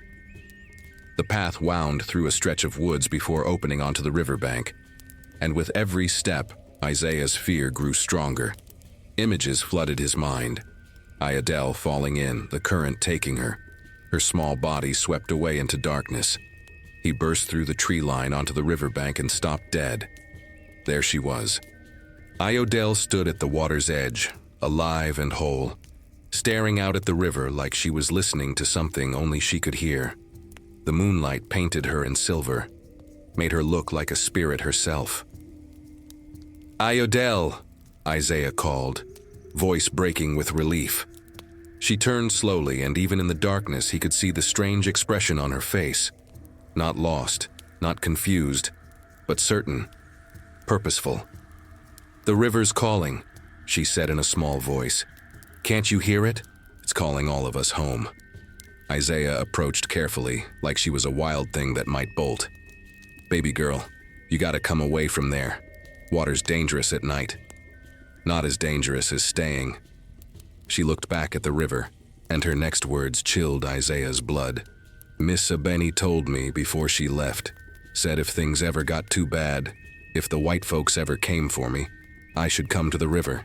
Said the ancestors would show me the way north." Abeni. Sweet Jesus, Abeni had been teaching his daughter about escape, about the Underground Railroad, about following water north to freedom. "When did you talk to Abeni?" Isaiah asked, kneeling beside her. "Night before she ran. She came to me special. Said she knew who my daddy was, said she wanted me to know I had options." Ayodele's young face looked ancient in the moonlight. "She said you was trapped, but I didn't have to be. Said the river knows the way to places where children don't get sold." Isaiah's throat closed up. Abeni had tried to save his daughter even while planning her own escape. "Baby, you can't run. You're too young, and the river's too dangerous, and the paddy rollers. I heard what happened today," Ayodele interrupted, and now her eyes were on him, seeing everything. "Heard you whip Thomas hard. Heard you finally became what Massa wanted. Heard folks saying you ain't worth saving no more." The words cut deeper than any lash. "That ain't," Isaiah started. But what could he say? She'd spoken truth, and truth had sharp edges. "If you ain't worth saving," Ayodele continued, voice trembling now, "then maybe I should save myself." She turned toward the river, and for one terrible moment, Isaiah thought she meant to walk into it, meant to let the water take her rather than live another day in bondage. He grabbed her, pulled her back from the edge, held her tight against his chest. "Don't," he whispered into her hair.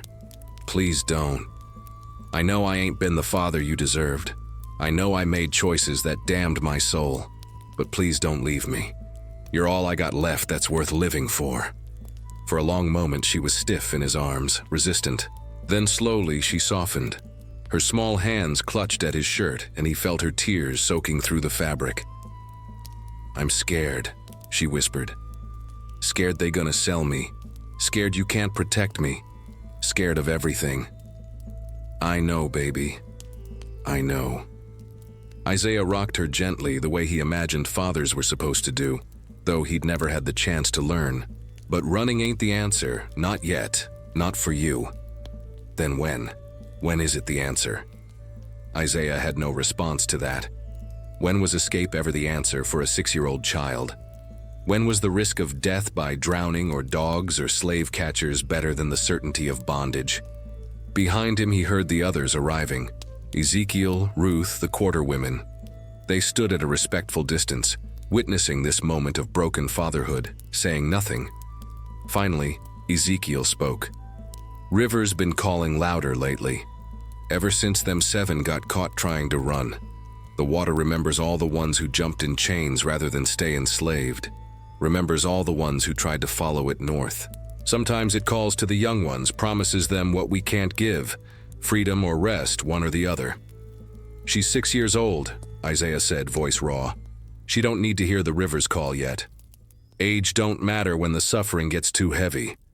The old man moved closer, laid a gnarled hand on Ayodele's head. But he's right, little one. Your time ain't come yet. You got living to do first, growing to do. The river will still be here when you're ready. Ayodele pulled back from Isaiah's chest, looked up at him with eyes too old for her face. You promise you won't let them sell me? Promise you'll keep me safe? Isaiah wanted to promise, wanted to swear on his life, on his soul, on everything sacred that he'd protect her from all harm.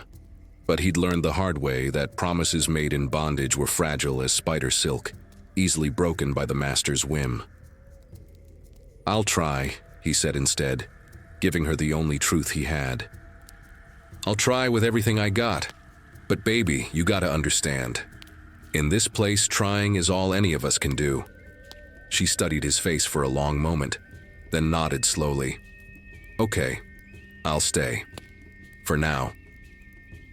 The for now hung between them like a sword on a thread. Isaiah carried her back to the quarters, back to the cabin where she slept with the other children, back to the world of cotton and chains and choices that had no good answers. As he laid her down on her pallet, she grabbed his hand one more time. Daddy, she whispered, the first time she'd ever called him that. Yes, baby?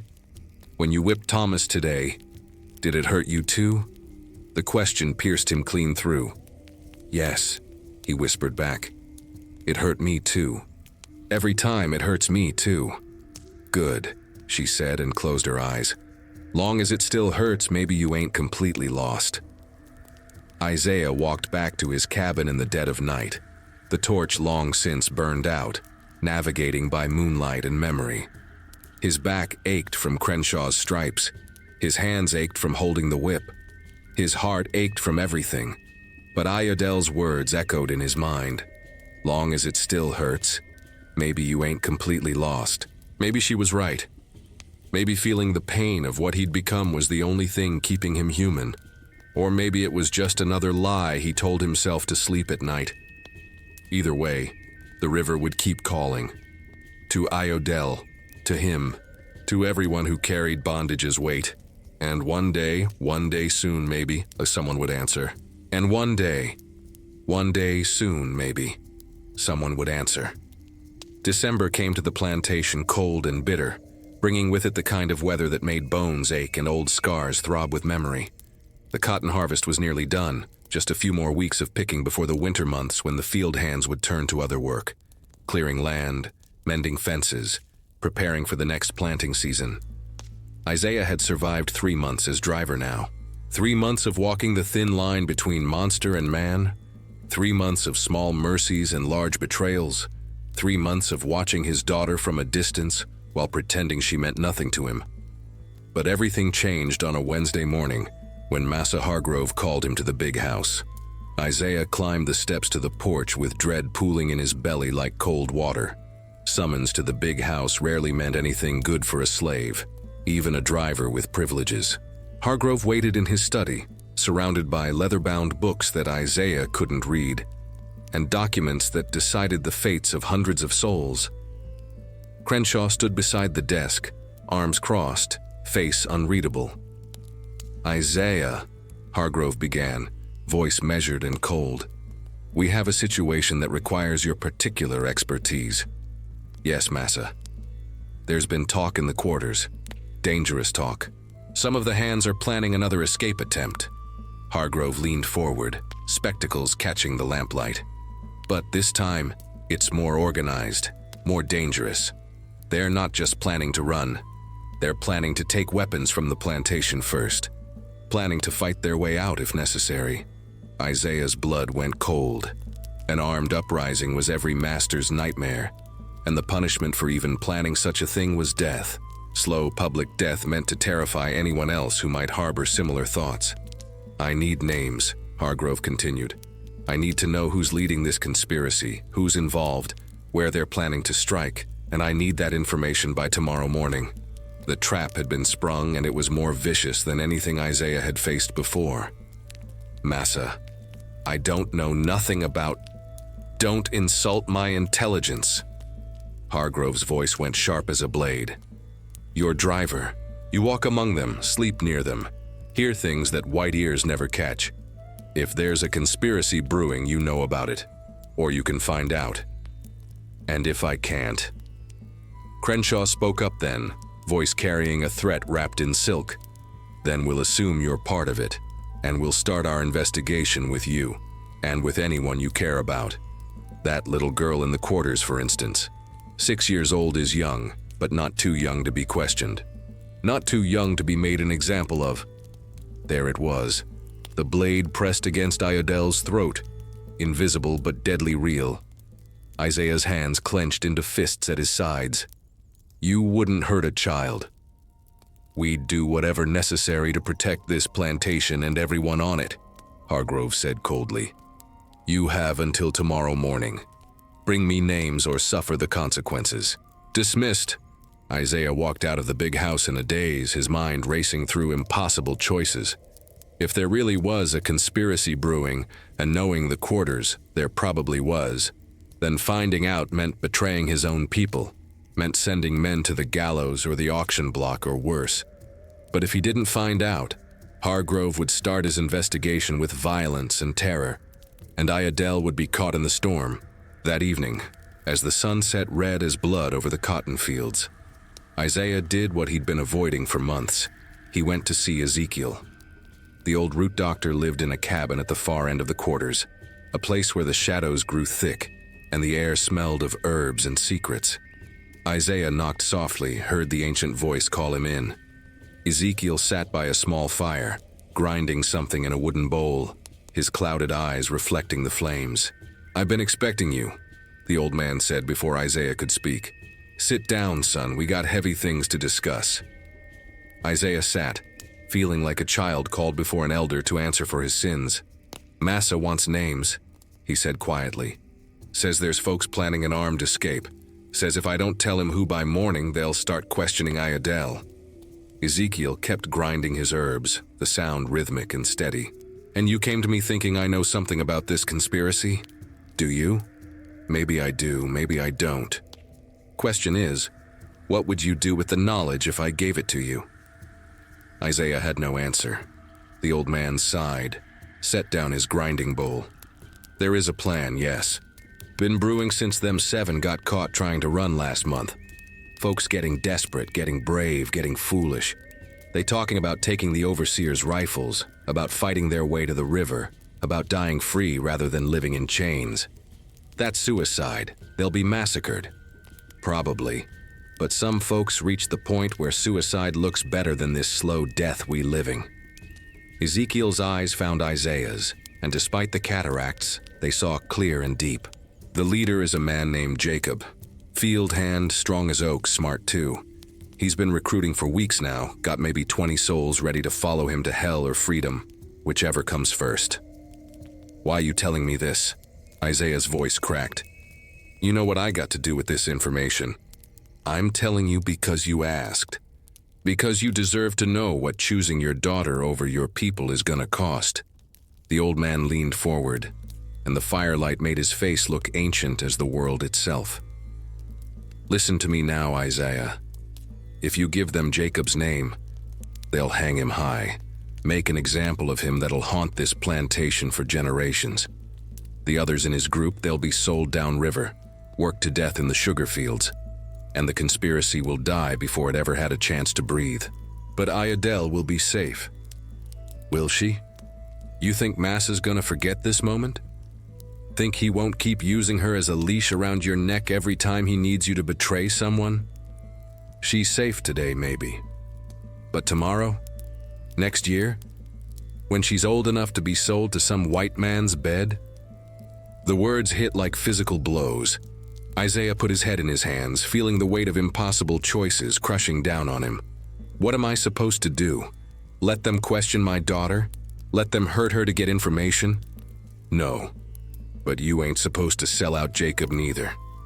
Ezekiel's voice softened just a fraction. There's another way, if you got the courage for it. What way? Give them false names. Make up a conspiracy that don't exist. Point Massa toward field hands who ain't involved, who ain't planning nothing. It'll buy time, scatter the investigation, give Jacob and his people a chance to either abandon the plan or execute it before the net closes. And when Hargrove realizes I lied, when he finds out I gave false names, then you run, son. You grab that little girl and you run for your life. Head north, follow the drinking gourd. Find the underground road. It's your only chance once the lie comes to light. Isaiah stared at the old man, seeing the trap within the trap, the choice within the choice. Give real names and doom Jacob. Give false names and doom himself. Either way, someone was going to pay in blood. I can't run, Isaiah said finally. I'm driver. They watch me too close. And Iodell's too young. We wouldn't make it past the county line before the paddy rollers caught us. Then you got one other option. Ezekiel reached into a pouch at his belt, pulled out a small bundle wrapped in red cloth. You warn Jacob. Tell him his name's about to be given up. Tell him to run tonight before Massa starts his investigation. Let him and his followers scatter to the wind. At least some of them might make it. And then? Then you give Massa the false names anyway. Buy yourself a few days, maybe a week. Use that time to figure out your next move. Isaiah took the red bundle, unwrapped it. Inside was a small collection of roots, herbs, and what looked like bone dust. The kind of protection charm the old root doctors made for dangerous journeys. What's this for? For Jacob. Give it to him when you warn him. Tell him to scatter it at crossroads when he runs. Tell him to invoke the ancestors' protection. It won't guarantee his freedom, but it might give him a chance. Isaiah sat there holding the charm, feeling the weight of one more betrayal settling onto his shoulders. If he warned Jacob, he was choosing the conspirators over his daughter. If he didn't warn him, he was sending men to certain death. I see you thinking, Ezekiel said quietly. See you trying to calculate which choice hurts less. But here's the truth, son. Ain't no choice that don't hurt. That's what bondage does. Makes every option painful. Makes every decision a small death. All you can do is choose which pain you can live with, which death you can carry. I don't know if I can carry anymore, Isaiah whispered. Then maybe it's time to stop carrying alone. Maybe it's time to let the ancestors help shoulder the load. The old man stood, moved to a shelf where jars of mysterious substances lined up like soldiers. You go find Jacob tonight. Give him the warning and the charm. Then you come back here and I'll give you something else. Something to help you sleep without dreams. Least for one night. Tomorrow you can face Massa with your lies and your fear. But tonight, you do one right thing in a season of wrong ones. Isaiah left Ezekiel's cabin with the red bundle burning like hot coals in his pocket. He walked through the quarters asking quiet questions, following whispered directions, until he found Jacob in a storage shed behind the smokehouse, alone in the darkness. The man was everything Ezekiel had said. Tall, strong-backed, with eyes that burned with intelligence and desperation both. I know who you are, Jacob said when Isaiah entered. You the driver. You come to arrest me, beat me, sell me out to Massa. No, Isaiah said and pulled out the red bundle. I came to warn you. For the next hour, in hushed voices while the plantation slept, Isaiah told Jacob everything. About Hargrove's demand for names, about the investigation starting tomorrow, about how much time Jacob had to run or abandon his plan or do whatever needed doing to survive. Jacob listened without interrupting, his face growing harder with each word.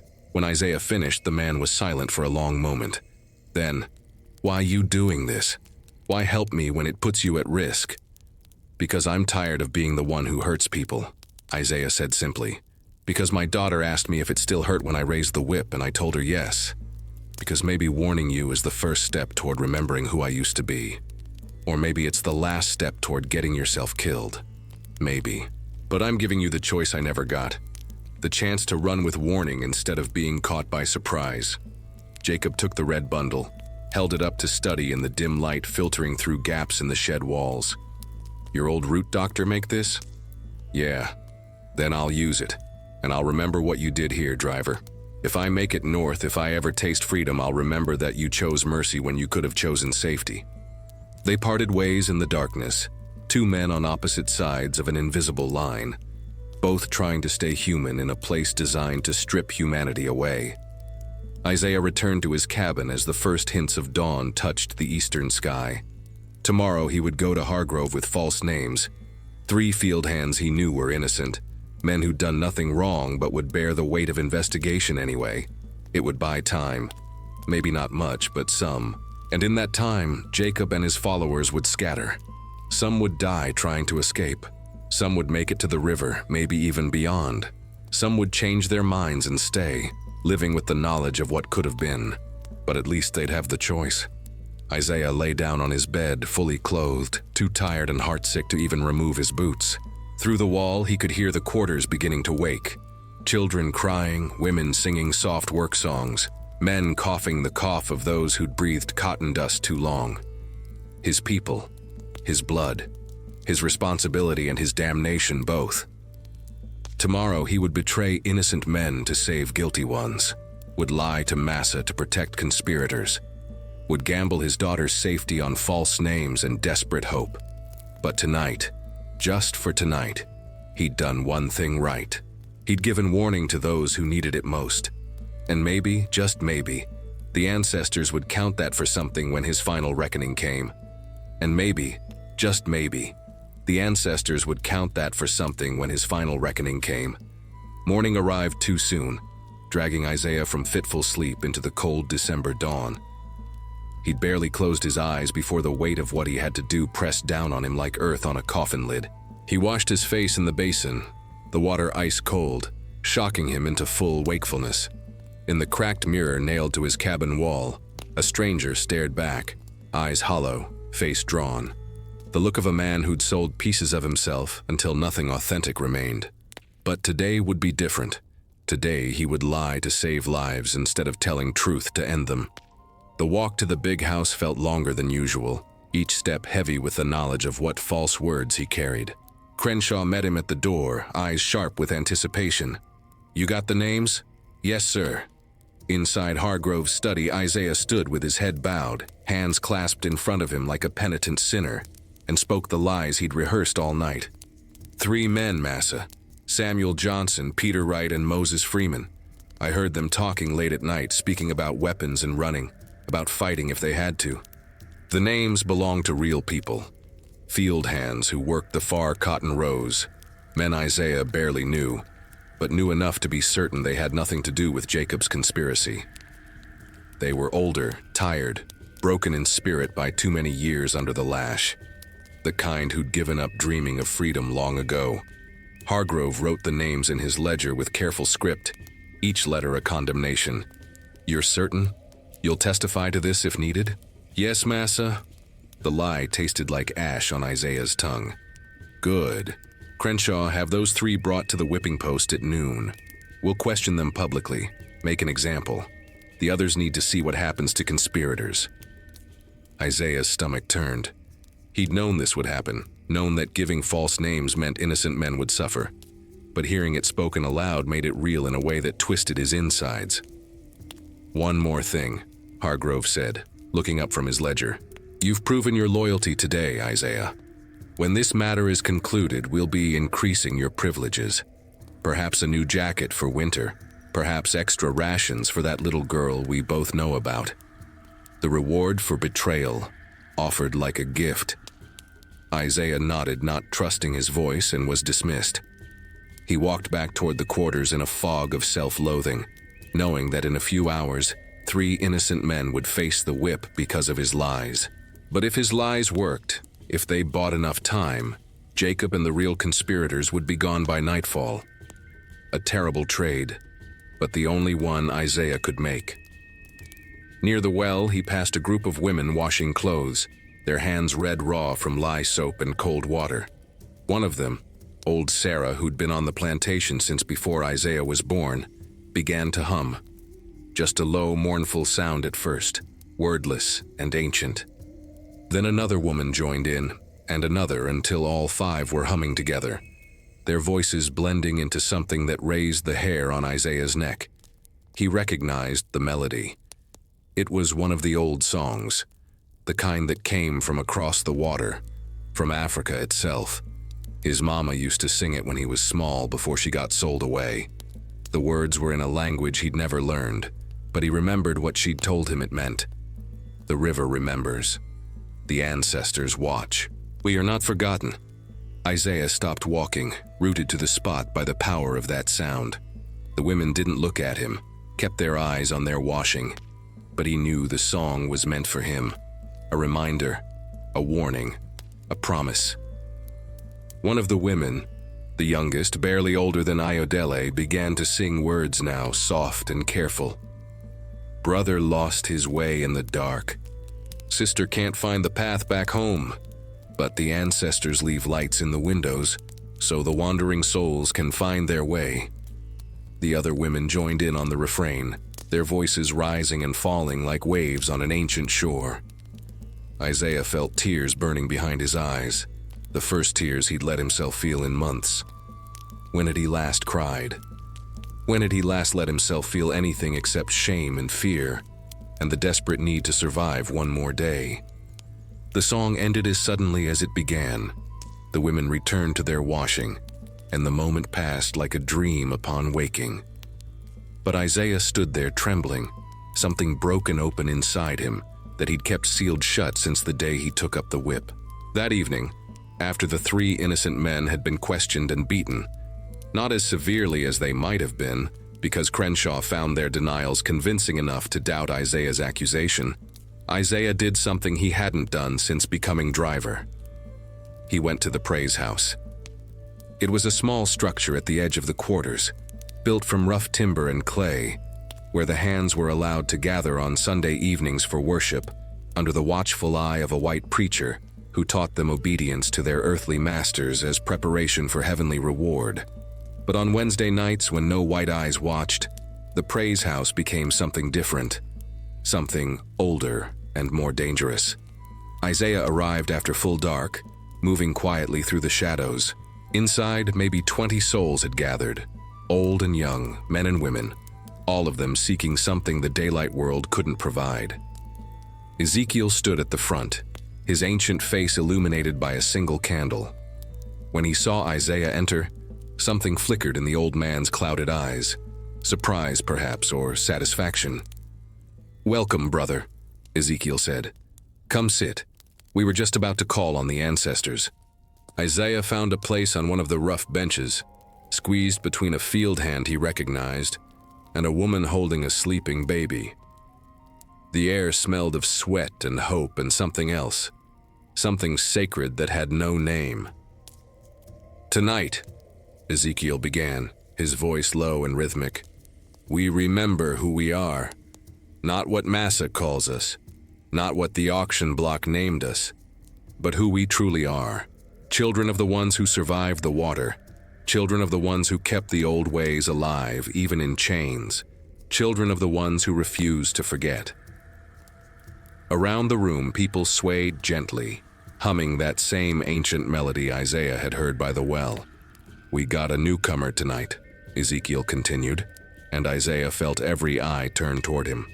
Brother Isaiah, who walks the hard road between two worlds, who carries the whip but hasn't forgotten the weight of chains, who betrays to survive but hasn't stopped fighting to stay human.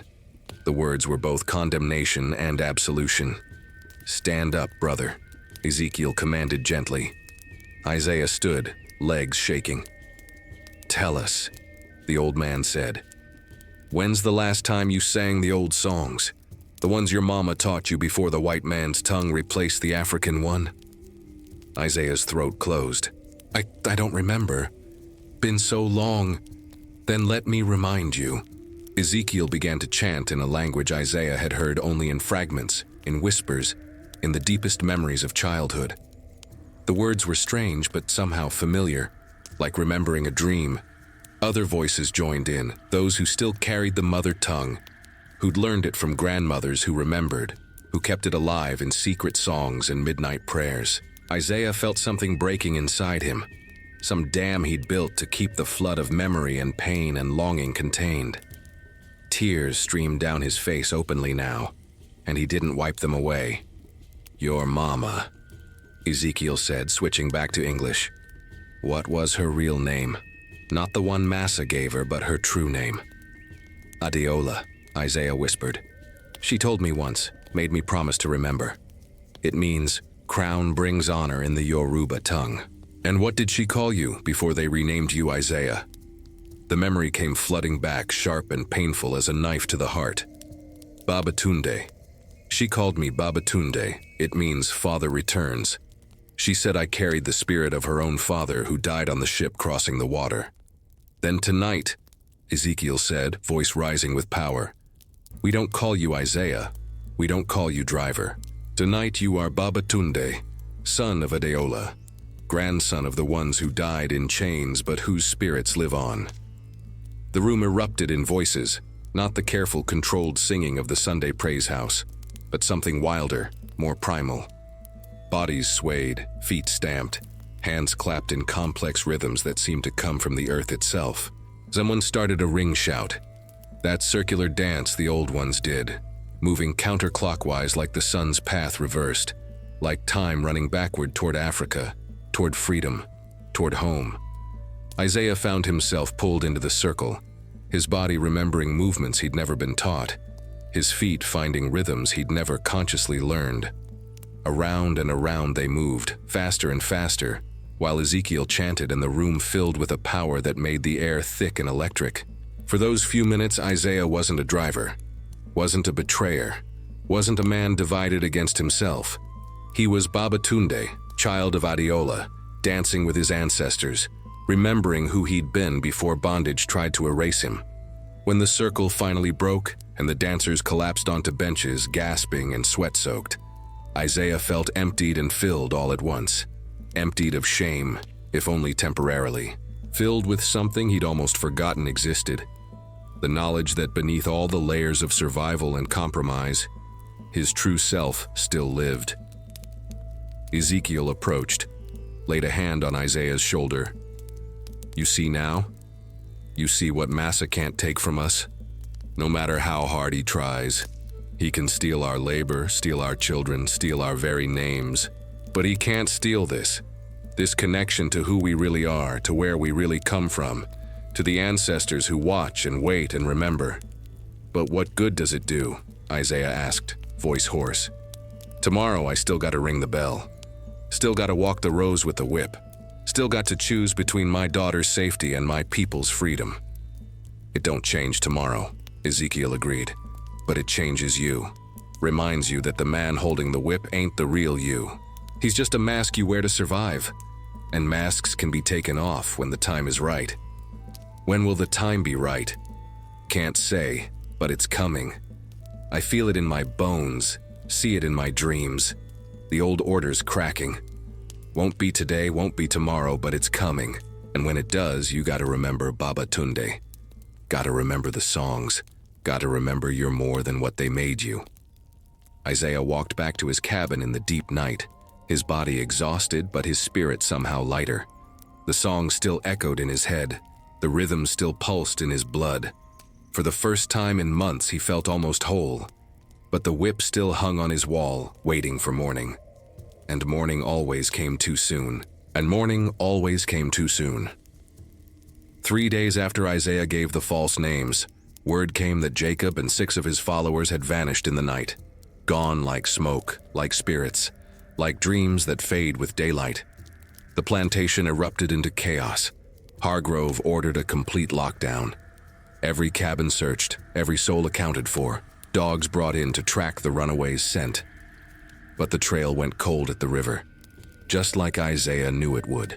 Jacob had used Ezekiel's charm, had scattered the protective herbs at the crossroads, had invoked whatever powers still listened to the prayers of enslaved people.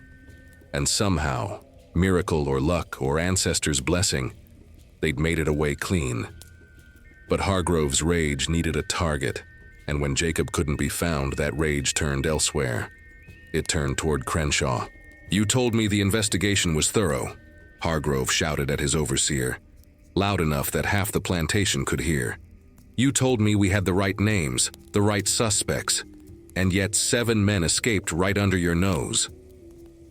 Isaiah stood at a careful distance, watching the confrontation unfold on the big house porch. Crenshaw's face had gone red as sunset, veins standing out on his neck. "The driver gave us those names," Crenshaw protested. "If anyone failed here, it was him. His intelligence was faulty, or deliberately misleading." Hargrove's cold eyes swung toward Isaiah. "What do you say to that, driver? Did you give us false names to protect the real conspirators?" Every muscle in Isaiah's body tensed. This was the moment he'd been dreading. The moment when his lie would be exposed and the consequences would rain down like fire from heaven. "No, Massa," he said, keeping his voice steady through sheer force of will.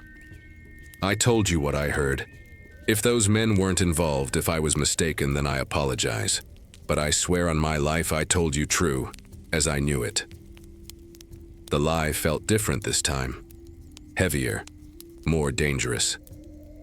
Hargrove studied him for a long moment, eyes narrowed like a man trying to see through fog. Then he turned back to Crenshaw. "Regardless of where the fault lies, we're down 7 field hands right at the start of winter. That's a significant loss, and I hold you responsible, Mr. Crenshaw, for allowing it to happen." "Me?" Crenshaw's voice rose with indignation. "I've been running this plantation for 8 years without incident. If there's a failure here, it's in the driver program you insisted on implementing. These blacks can't be trusted to police their own kind. They'll always protect each other over us." "Perhaps," Hargrove said coldly, "or perhaps my overseer has grown complacent, lazy, too comfortable in his position to maintain proper vigilance. You can't be serious. I'm completely serious. As of this moment, you're being demoted. Half pay until we recover from this loss. And I'm bringing in an assistant overseer to help ensure nothing like this happens again." Crenshaw's face went from red to white. "An assistant? You're putting someone over me?" "Not over you. Under you. But watching you. Watching everyone." Hargrove's gaze swept across the assembled slaves, landed on Isaiah with particular weight. "No one is above suspicion anymore." The assistant overseer arrived 2 days later. His name was William Sutton, the same man who'd witnessed Isaiah's mercy with the sick boy Benjamin, the same man who'd forced him to prove his loyalty by whipping Thomas. Thin and pale, with eyes like chips of ice, Sutton moved through the plantation like death's own messenger, finding fault everywhere he looked. And he watched Isaiah with particular intensity. "I don't trust you," Sutton said on their first day working together, pulling Isaiah aside while the field hands picked cotton under a gray December sky. "I saw you hesitate. Saw you try to avoid doing your duty. And I suspect you had something to do with those runaways disappearing. I gave Massa Hargrove the names I knew, sir. Did you? Or did you give him convenient scapegoats while warning the real conspirators?" Sutton stepped closer, voice dropping to a threatening whisper. "I'm watching you, boy. Every move you make, every word you speak. And the moment I catch you in a betrayal, and I will catch you, I'm going to make an example of you that this plantation will remember for generations." From that day forward, Isaiah's life became a waking nightmare. Sutton shadowed him constantly, questioning every decision, second-guessing every mercy, pushing him to be harder, crueler, more ruthless. When Isaiah tried to give the field hands water breaks, Sutton forbade it. When he tried to assign lighter work to the elderly and sick, Sutton overruled him.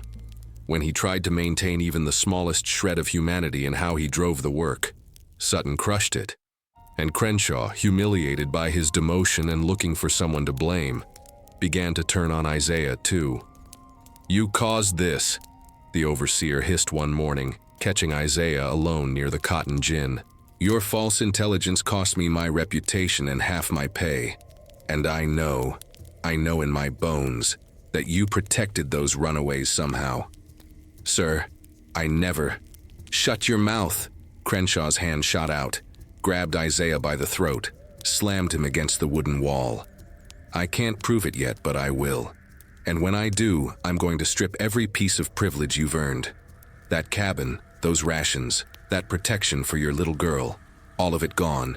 Then I'm going to sell you downriver to the worst plantation I can find, someplace where they work drivers to death in 6 months." He released Isaiah's throat and walked away, leaving the driver gasping and shaken. The trap was closing from both sides now. Sutton watching for any sign of disloyalty, Crenshaw waiting for proof of betrayal. And Isaiah caught in the middle, trying to survive while keeping Iredell safe and maintaining some tiny shred of his humanity. Christmas came and went with little celebration. Hargrove was too angry about the escaped slaves to grant the traditional holiday privileges. No extra food, no day of rest, no small gifts or moments of joy. Just cold work and colder punishment for any who slacked.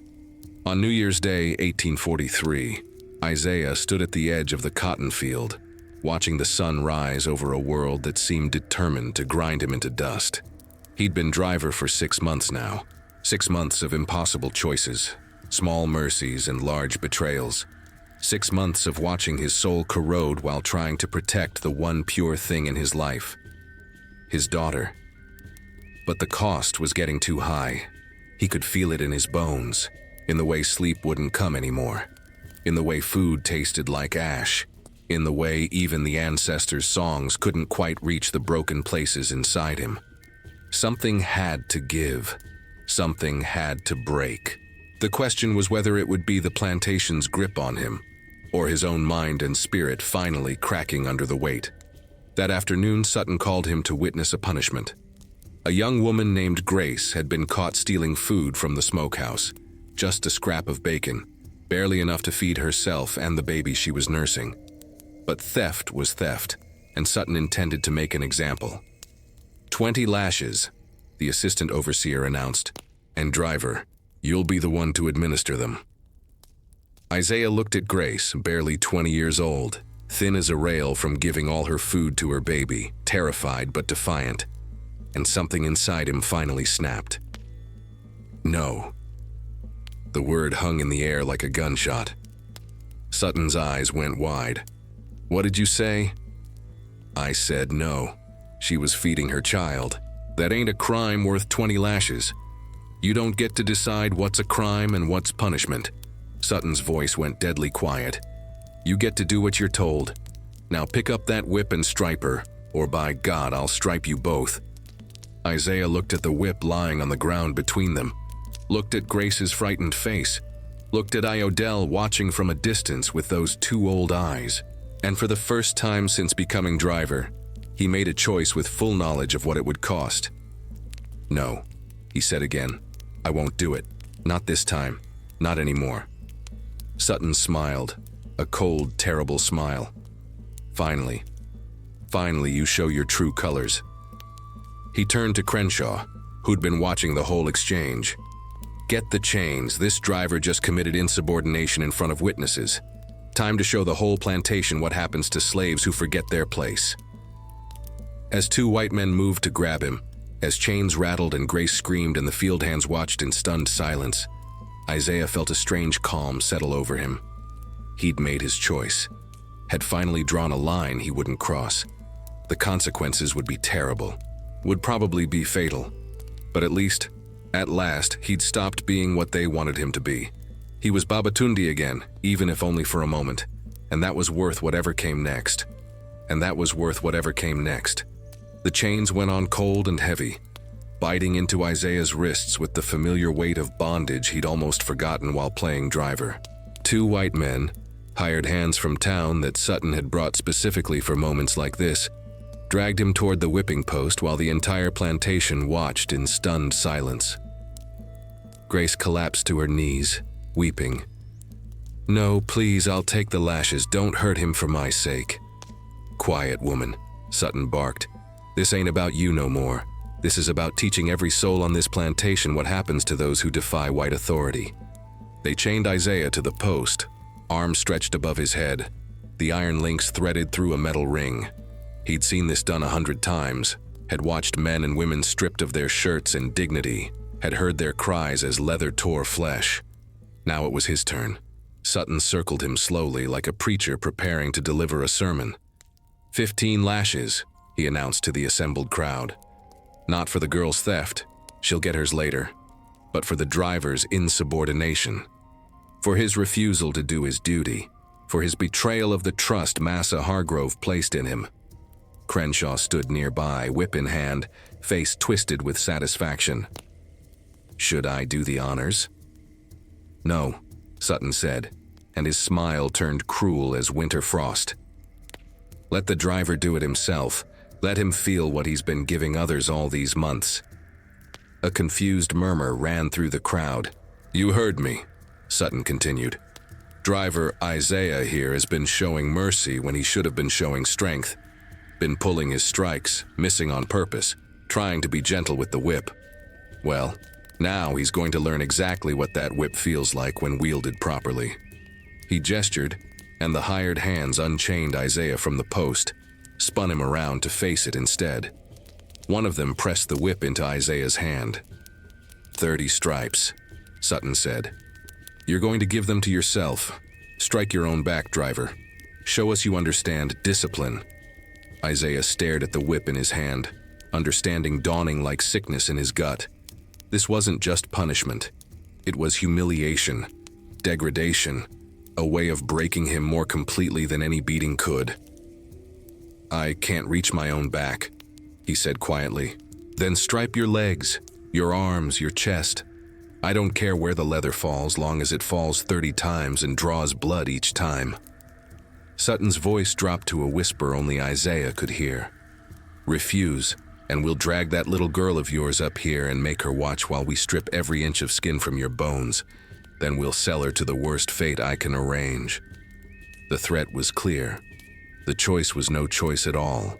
Isaiah raised the whip with trembling hands. The first strike fell across his own forearm, the leather biting deep enough to split skin. Pain blazed white-hot, and Isaiah's vision swam. 1, Sutton counted. 29 to go.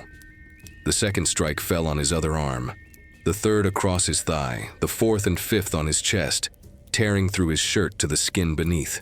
Each strike was a battle. Every fiber of Isaiah's being screamed to stop, to refuse, to throw the whip down and face whatever came. But every time he hesitated, he'd see Ayodele watching from the crowd, small and terrified, and his hand would rise again. By the 10th strike, blood soaked his clothes. By the 20th, he could barely see through the pain. By the 25th, his legs gave out and he collapsed to his knees in the dirt. But the hired hands hauled him back up, held him steady so he could finish. 5 more, Sutton said, voice almost gentle now. "Just 5 more, and you can rest." Isaiah raised the whip for the 26th time, his whole body shaking, and as the leather fell, something broke inside him that had nothing to do with flesh. It was the last piece of pride, the final scrap of dignity. The deepest part of his soul that had still believed he could survive this with some part of himself intact. When the 30th strike finally fell, and Isaiah collapsed into the blood-soaked dirt, he wasn't Babatunde anymore. Wasn't Isaiah. Wasn't even quite human. He was just pain and shame and the terrible knowledge that he'd been forced to become his own torturer. They left him there in the dirt while the field hands were marched back to work. Only after the yard had emptied did Ezekiel and 2 women come to gather him up, carrying him toward the sick house where old Martha kept her healing roots. "Don't speak," Ezekiel whispered as they carried him. "Don't try to make sense of this yet. Just breathe." In the sick house, Martha cleaned his wounds with water and salt, applied poultices that stung worse than the whip itself, wrapped him in bandages made from torn cloth. "Bone deep in some places," she murmured. "Gonna scar something terrible, but you'll live." "Maybe I don't want to," Isaiah whispered, voice raw. "Hush that talk. You got a daughter who needs you. You got a people who needs you. What happened today was evil, but it ain't the end. Feels like the end. That's because you in the middle of dying," Ezekiel said from the corner where he'd been grinding something in his bowl. "Middle of dying to who you've been trying to be. Sometimes a man got to be torn all the way down before he can be built back different." "I whipped myself," Isaiah said, and saying it out loud made it real in a way that brought fresh tears. "They made me my own tormentor." "They tried to make you that," Martha corrected, "but they can't make you nothing you don't choose to be. What you did today, you did it to protect your child. That ain't weakness. That's a different kind of strength." Don't feel strong? It will, Ezekiel promised. Give it time. Isaiah drifted in and out of consciousness for the next 3 days, fever dreams mixing with reality until he couldn't tell which was which. Sometimes he saw his mama, Adiola, singing the old songs. Sometimes he saw Jacob and the escaped slaves running north under the drinking gourd constellation. Sometimes he saw Ayodele grown and free, standing in a place where no master could reach her. And sometimes he saw himself at the whipping post, raising that cursed leather over and over, trapped in an endless loop of self-destruction. On the 4th day, the fever broke and clarity returned like cold water. He woke to find Ayodele sitting beside his pallet, her small hand holding his bandaged one. "Daddy," she whispered, "you back?" "Yeah, baby, I'm back." "They said you might die, said the wounds were bad. Takes more than this to kill me." A lie, but a necessary one. She was quiet for a moment then. "Why'd you do it? Why'd you say no when you knew what would happen?" Isaiah looked at his daughter, 6 years old and already carrying the weight of understanding things no child should have to know. "Because," he said slowly, working through the answer even as he spoke it, "there's some things worse than dying, and one of them is living so long as a monster that you forget you were ever human. But you got hurt bad. For a stranger. For Grace, who you barely know." "I got hurt bad for me," Isaiah corrected. "For the man I'm trying to be. For the father I want you to remember when you're grown." Ayodele was quiet, processing this. Then she leaned forward and whispered something that broke and healed Isaiah's heart at once. "I'm proud of you, Daddy. Even if it was scary, even if it hurt, I'm proud you finally said no." After she left, Isaiah lay in the darkness of the sick house, feeling his wounds throb and his heart ache and his mind race through everything that had brought him to this moment. Sutton would come for him again. Crenshaw would find some way to make him suffer more. Hargrove would never trust him as driver again. But for the first time since taking up the whip, Isaiah didn't care.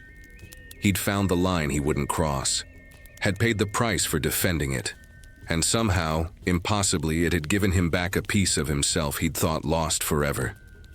The ancestors were still watching, still waiting, and the war that was coming, the war everyone could feel building like storm clouds on the horizon, would need men who remembered how to say no, even if it cost them everything.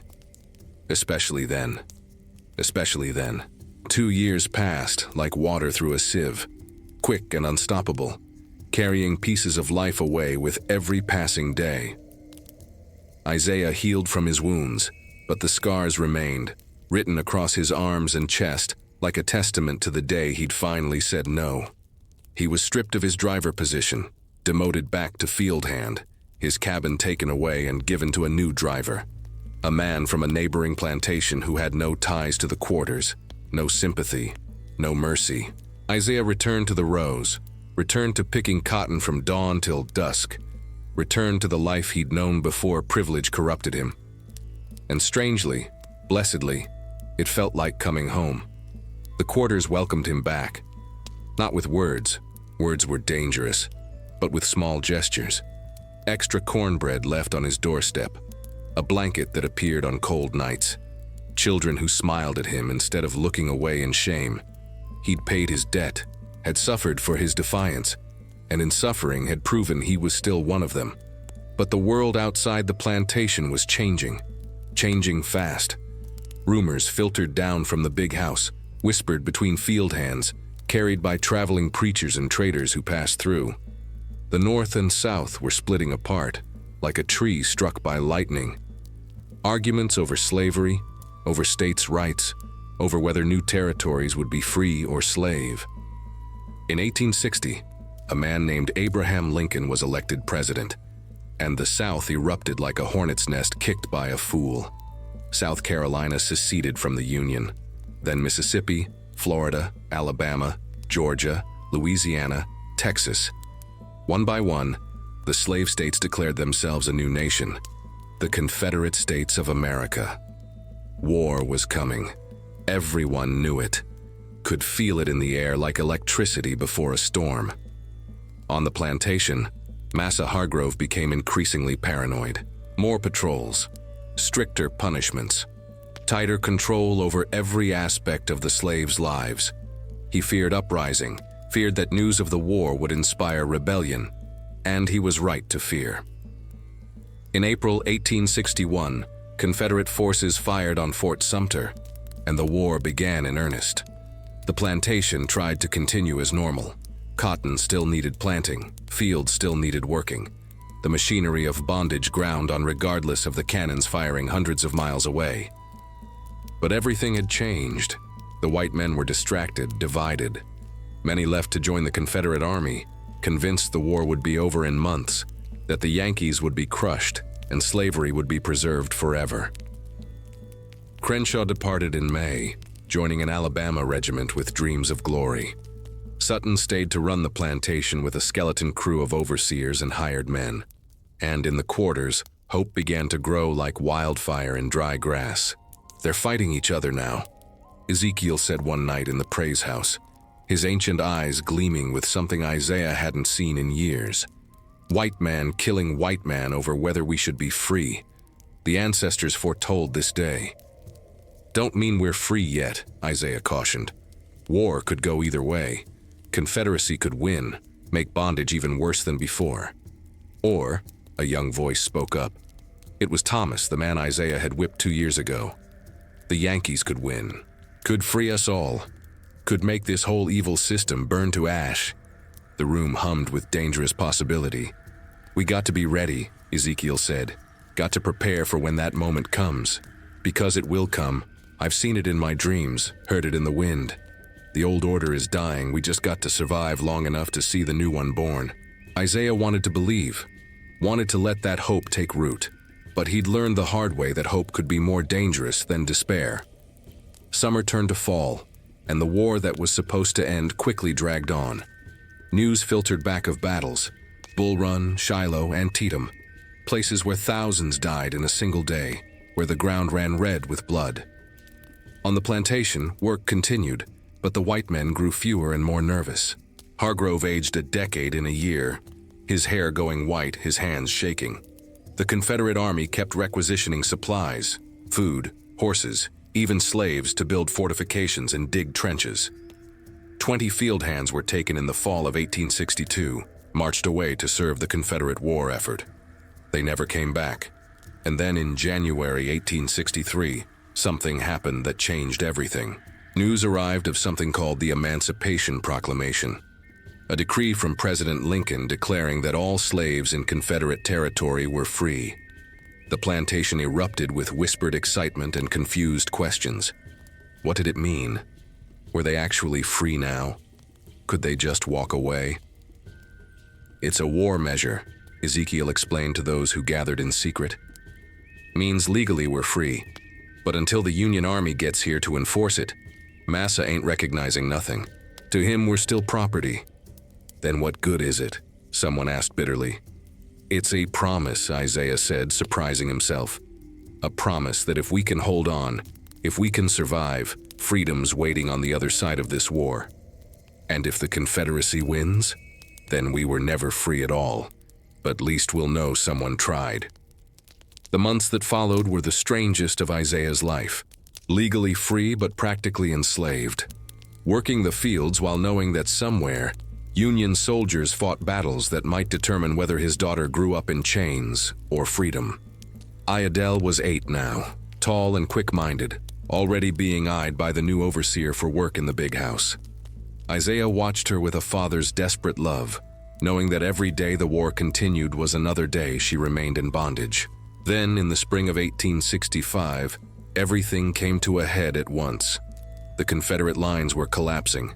Sherman had marched through Georgia, burning everything in his path. Lee had surrendered at a place called Appomattox. The South was dying, and everyone knew it. On an April evening when the dogwoods bloomed white as hope, Isaiah stood at the edge of the cotton field watching the sky turn colors he'd never seen before. Orange and purple and gold, like the world itself was catching fire. Iadel came running from the quarters, her face alive with fear and joy mixed together. "Daddy, Daddy, come quick! There's soldiers coming!" Isaiah's heart stopped. Confederate or Union? Blue uniforms, Daddy. Blue! He ran with her toward the front of the plantation, where a crowd had already gathered. Down the road came a column of Union cavalry, 50 strong, moving with the confidence of men who'd already won. At their head rode a black sergeant, sitting tall in his saddle, rifle across his lap, freedom written in every line of his posture. Behind Isaiah, Massa Hargrove stood on his porch, white-faced and trembling, knowing his world was ending. The Union sergeant reined his horse to a stop, looked out over the assembled slaves, and spoke in a voice that carried like thunder. By order of President Lincoln and the United States Army, you are all free. The Confederacy has fallen. Slavery is ended. You are free to go where you wish, do as you please, you are free. For a moment, one eternal, breathless moment, nobody moved. Then someone started singing. Just one voice at first, then 2, then 10, then 100 voices rising in a spiritual that had always meant something different than the white folks thought. The words spoke of crossing rivers, of promised lands, of chains breaking and souls rising.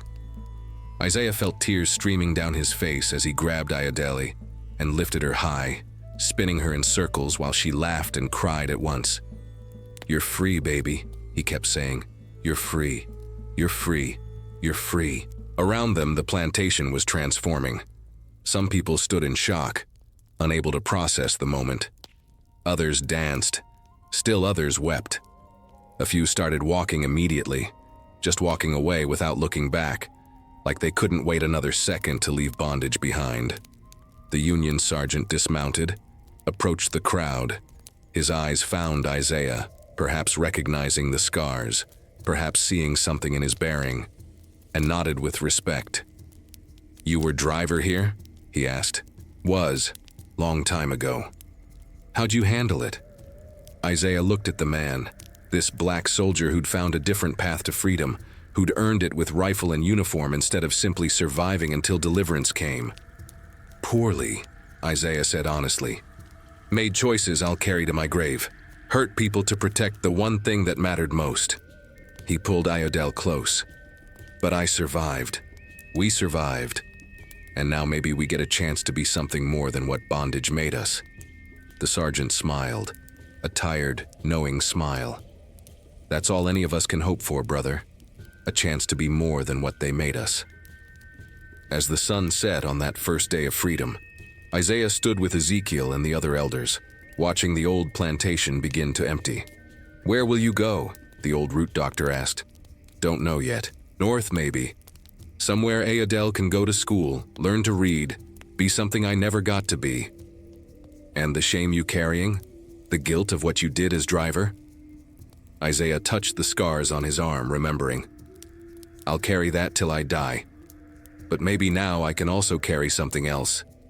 Hope, possibility, the chance to be a father instead of just a survivor. The ancestors are smiling tonight," Ezekiel said softly. "They seen us through the fire, seen us through the darkness, and now, finally, they seeing us walk into light." But even in that moment of joy, Isaiah knew the truth. Freedom was just the beginning. The scars of bondage ran deep, would run for generations. The fight wasn't over. It was just changing shape. Still, for tonight, for this one sacred night, he could let himself feel it. The weight of chains, finally lifted. The taste of liberty, finally real. The promise that tomorrow belonged to them. The promise that tomorrow belonged to them. But before tomorrow could fully arrive, there was one final reckoning to face. The days after the Union soldiers declared freedom were chaos wrapped in jubilation. Some former slaves left immediately, walking north with nothing but the clothes on their backs and hope in their hearts. Others stayed, uncertain where to go or how to survive without the structure, however evil, that had defined their entire lives. Massa Hargrove locked himself in the big house, refusing to acknowledge what had happened. The remaining overseers fled under cover of darkness, taking whatever they could carry, knowing that staying meant facing the judgment of people they'd tormented for years. Only Sutton remained. He'd moved into the overseer's house near the quarters, barricaded the doors, kept a rifle close.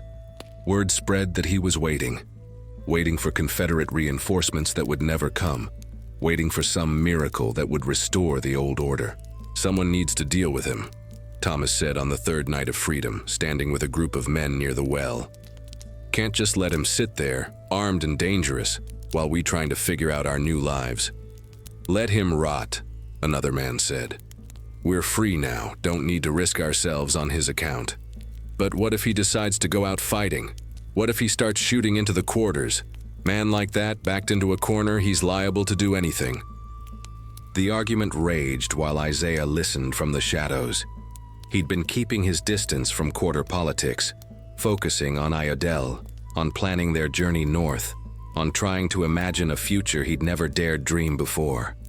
But Sutton's presence was a wound that wouldn't heal, a reminder of everything they'd endured, everything they'd survived.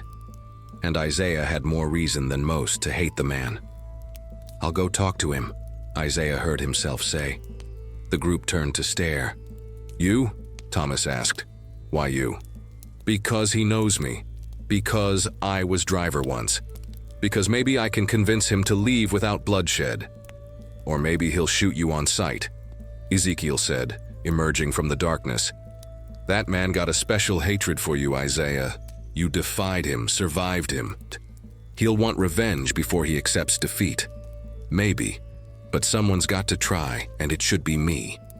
What Isaiah didn't say, what he could barely admit to himself, was that he needed this confrontation, needed to face the man who'd broken him, who'd made him whip himself, who represented everything cruel and degrading about the system they'd escaped. He needed to look Sutton in the eye as a free man and see what that felt like. The next morning, just after dawn, Isaiah approached the overseer's house alone. He carried no weapon, wore no armor except the knowledge that legally, federally, he was no longer property. The door was barricaded from inside, windows shuttered. Isaiah knocked, 3 sharp raps that echoed in the morning quiet. Sutton, I want to talk. Silence, then a voice hoarse and bitter. Got nothing to say to you, boy. Get gone before I put a bullet through that door. I ain't a boy no more, ain't property neither. War's over, Confederacy lost. You got 2 choices, leave peaceful or wait for the Union soldiers to come back and arrest you for holding people against the law. Law? Sutton's laugh was ugly. What law? Yankee law?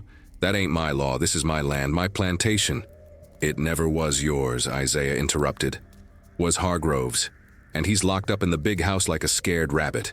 You're alone out here, Sutton, alone and defeated. Have enough dignity to accept it. A long pause, then. You got some nerve talking to me about dignity. You who crawled on your belly begging for mercy. You who whipped your own flesh to save your skin. The words stung, but Isaiah had learned to carry pain. You're right, he said, I did those things. I did. Did worse things too when I was driver. Made choices that'll haunt me till I die. But I'm still standing, still breathing, still free. What you got except bitterness and a lost cause? I got this rifle, and I got enough bullets to take a dozen of you with me before I go down. Isaiah's heart hammered, but he kept his voice steady. That what you want? To die killing unarmed people just trying to live? That the legacy you want to leave? Better than living in a world where you people think you're equal to me? There it was. The core of it. Not economics, not politics, not even cruelty for its own sake. Just the desperate, pathetic need to believe himself superior to people he'd spent years tormenting. Isaiah felt something shift inside him. Not quite pity, not quite contempt, but something sadder. An understanding of how small and broken a soul had to be to build its entire identity on hating others. I'm not your equal, Sutton, Isaiah said quietly. I'm better than you, because I survived everything you did to me and came out still human, still capable of mercy, still hoping for something more than revenge. The door exploded outward. Sutton stood there, rifle raised, face twisted with rage and something like tears. You think you're better? You think freedom makes you my equal? I think, Isaiah said, not backing down despite the rifle barrel pointed at his chest. That you're so terrified of what my freedom means that you'd rather die than face a world where I can look you in the eye and say no." For a long moment they stood there, former slave and former overseer, free man and desperate fool, while the morning sun climbed higher and the plantation watched from a distance. "Shoot me if you want," Isaiah continued. "Prove that violence is all you ever had. Or lower that rifle, pack your things, and leave with whatever shred of humanity you got left." Sutton's hands trembled. The rifle barrel wavered. Then, behind Isaiah, footsteps approached. He didn't turn, but he heard them. Thomas, Ezekiel, a dozen others from the quarters, all standing in silent support. "You're outnumbered," Isaiah said, "outmatched, and out of time. Make your choice." What happened next happened fast. Sutton's finger tightened on the trigger. Isaiah saw it, recognized it, prepared for the bullet that would end everything. But before the shot could fire, a small figure darted from the crowd. Ayodele, 8 years old and fearless, running to stand between her father and the rifle. "No!" she shouted, arms spread wide. "You ain't killing my daddy. You ain't taking nothing else from us." Time stopped. Sutton stared at the child, at her defiance, at the absolute certainty in her young face. And something in him crumbled. The rifle lowered. "Get out of here," he said, voice breaking. "All of you, this ain't how it was supposed to end." "It ended the only way it could," Isaiah said, pulling Ayodele close. "With you defeated and us free. Go on now. Leave before worse comes." Sutton gathered a few belongings, moved like a man in a dream, like someone who couldn't quite believe his world had ended. Within an hour he was gone, walking down the road toward town, toward whatever uncertain future awaited him. Isaiah stood with Ayodele in his arms, surrounded by his people, watching the last overseer disappear into the distance. "You were brave, baby," he whispered into her hair. "Foolish, but brave." "Learned it from you, Daddy. You taught me that some things are worth standing up for, even when you're scared." Ezekiel approached, laid a hand on Isaiah's shoulder. One more demon laid to rest, one more chain broken. "How many chains left?" Isaiah asked. "Too many to count. This freedom we got, it's real, but it's fragile. Going to take generations to fully break free from what bondage did to us, to this land, to everyone. But we gotta start." "Yes," the old man agreed. "We gotta start. And sometimes a start is all the ancestors can give us. The rest is up to our walking, our fighting, our remembering." That night, the quarters held a celebration unlike anything Isaiah had ever witnessed. Music and dancing, food shared freely, children running wild with joy. Someone had found an old drum hidden since the masters had forbidden them, and the rhythms that poured forth were ancient, African, free. Isaiah sat at the edge of it all, watching Ayodele dance with the other children, watching his people claim their humanity in every laugh and song and shout. He thought about Sutton, walking alone into an uncertain future.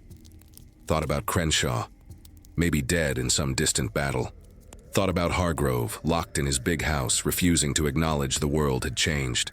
And he thought about himself, the driver who'd whipped his own people, who'd betrayed and survived, who'd broken and healed, who'd finally found the courage to say no. The scars would never fully fade. The guilt would never fully lift. But sitting there, watching free children play under a free sky, Isaiah understood something profound. Redemption wasn't about erasing the past. It was about living forward despite it. About choosing, every day, to be something more than what bondage had tried to make him. Tomorrow they'd start walking north. Tomorrow they'd begin building new lives in a new world. Tomorrow would bring challenges he couldn't imagine and struggles he couldn't predict. But tonight, this one sacred night, he could simply be Baba Tunde, son of Adeola, father of Ayodele, survivor of the long night of bondage. And that was enough. More than enough. It was everything. It was everything. But everything has a cost, and freedom's cost was still being tallied. 3 weeks after the Union soldiers declared them free, Isaiah stood at the crossroads where the plantation road met the county highway. Behind him lay everything he'd ever known, the cotton fields that had drunk his sweat, the quarters where he'd laughed and suffered and survived, the whipping post that stood like a monument to all the pain this land had witnessed. Ahead lay the unknown. He carried a small bundle, everything he owned in the world. A blanket, a change of clothes, some cornbread and salt pork for the journey, and wrapped in cloth at the very bottom, the faceless doll Ezekiel had given him years ago. A reminder of what he'd almost become, what he'd fought not to be. Ayodele walked beside him, her own small bundle slung over her shoulder, eyes bright with excitement and fear mixed together. "How far is north?" she asked. "Far as hope goes, I reckon. Maybe Tennessee, maybe Ohio, maybe all the way to freedom's true edge.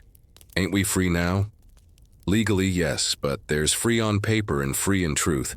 We won't know which we got until we live it a while." They weren't traveling alone.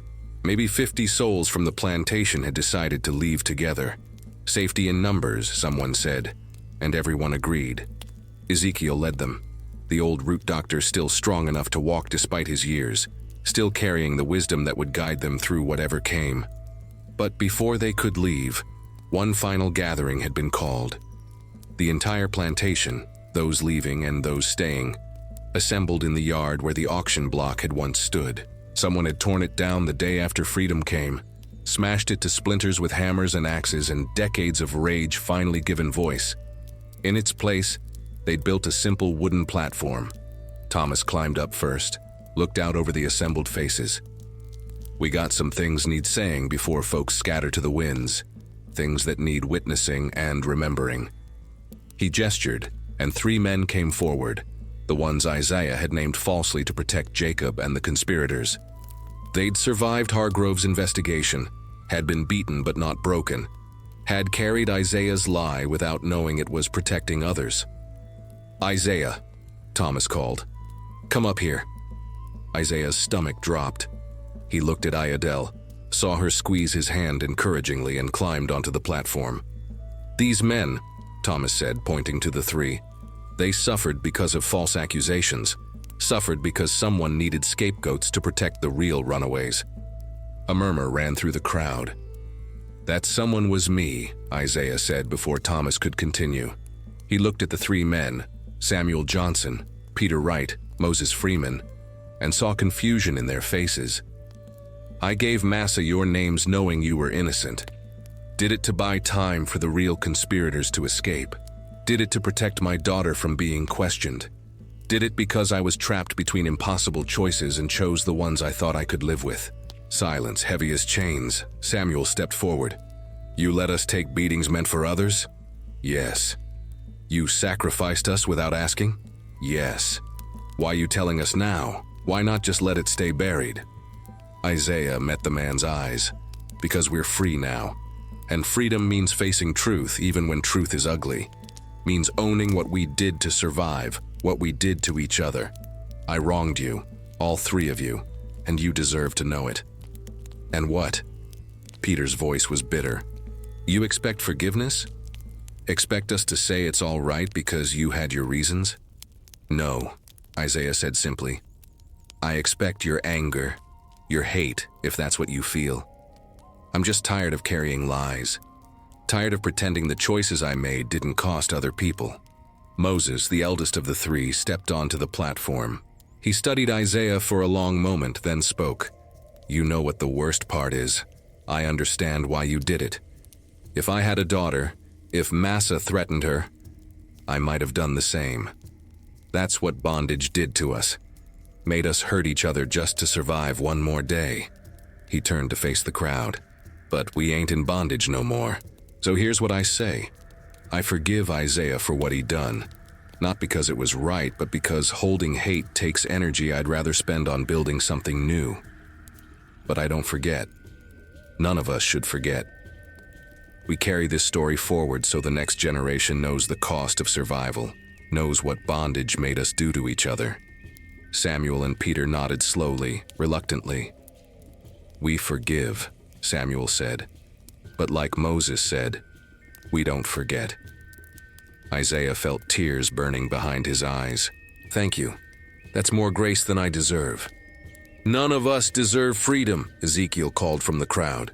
We earned it with blood and tears and centuries of suffering. But now we got it. We got to figure out what to do with it. And that means being honest about everything. The evil white folks done to us and the evil we sometimes done to each other just to survive. The crowd murmured agreement. Then someone else climbed onto the platform.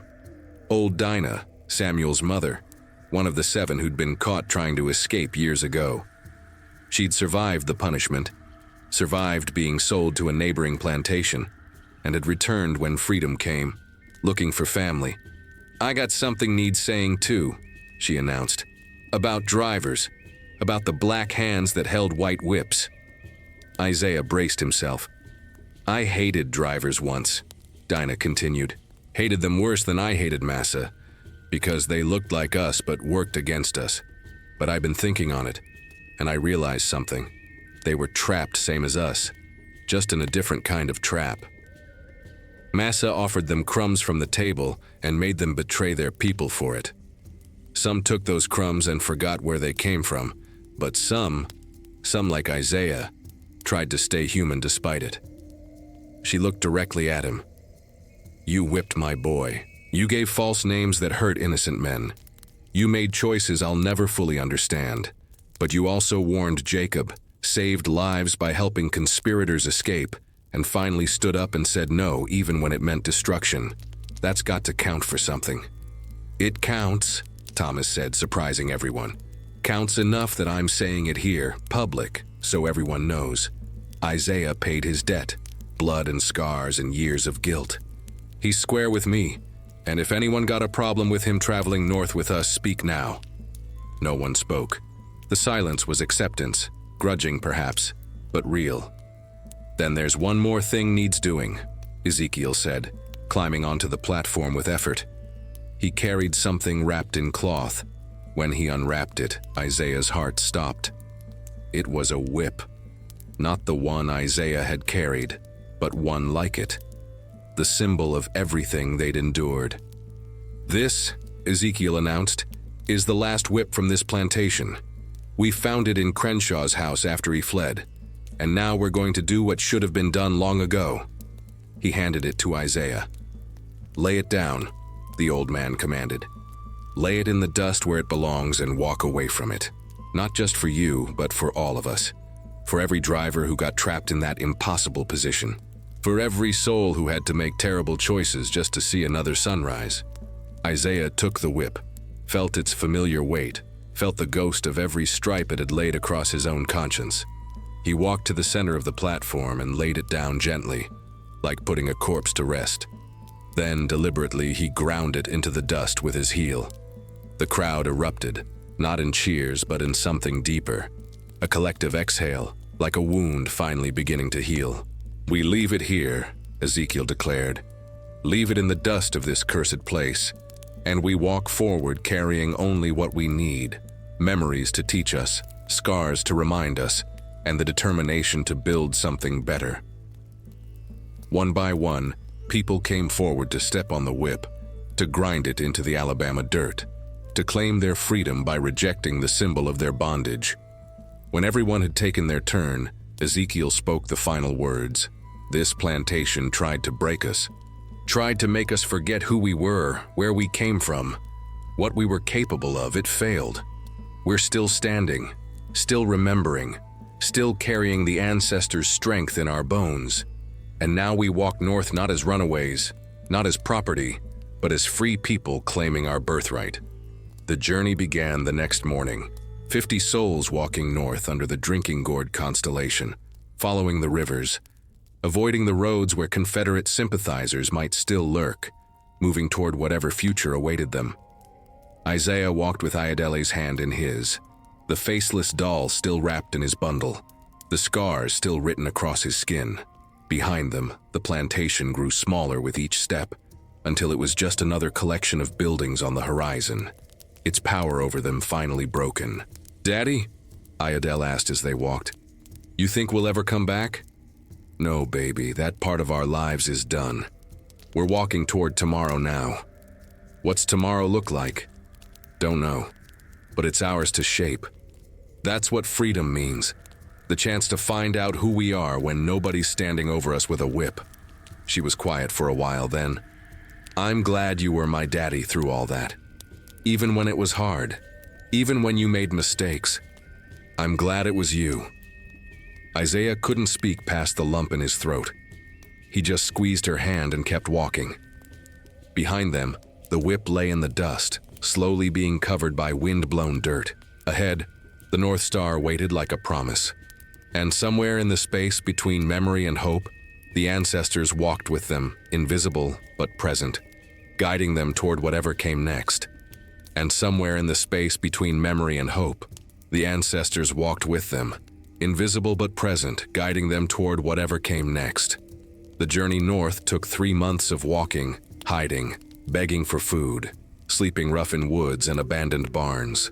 Some folks turned back, discouraged by the hardship or afraid of the unknown. Others pushed forward with a determination forged in centuries of survival. Isaiah and Iodell made it to Tennessee by summer's end, found work on a farm owned by Quakers who paid wages and treated them like human beings instead of property. It was strange at first, almost unbelievable, working for money, being called Mr. Isaiah, watching Iodell attend a real school where a white teacher taught her letters and numbers. But freedom had a weight to it that Isaiah hadn't anticipated. Not a burden exactly, but a heaviness born of responsibility and memory combined. He'd wake in the night sometimes, heart pounding, reaching for the whip that no longer hung on his wall. He'd see faces in his dreams, Joseph, Thomas, the 3 innocent men he'd sacrificed, all the souls he'd hurt while trying to survive.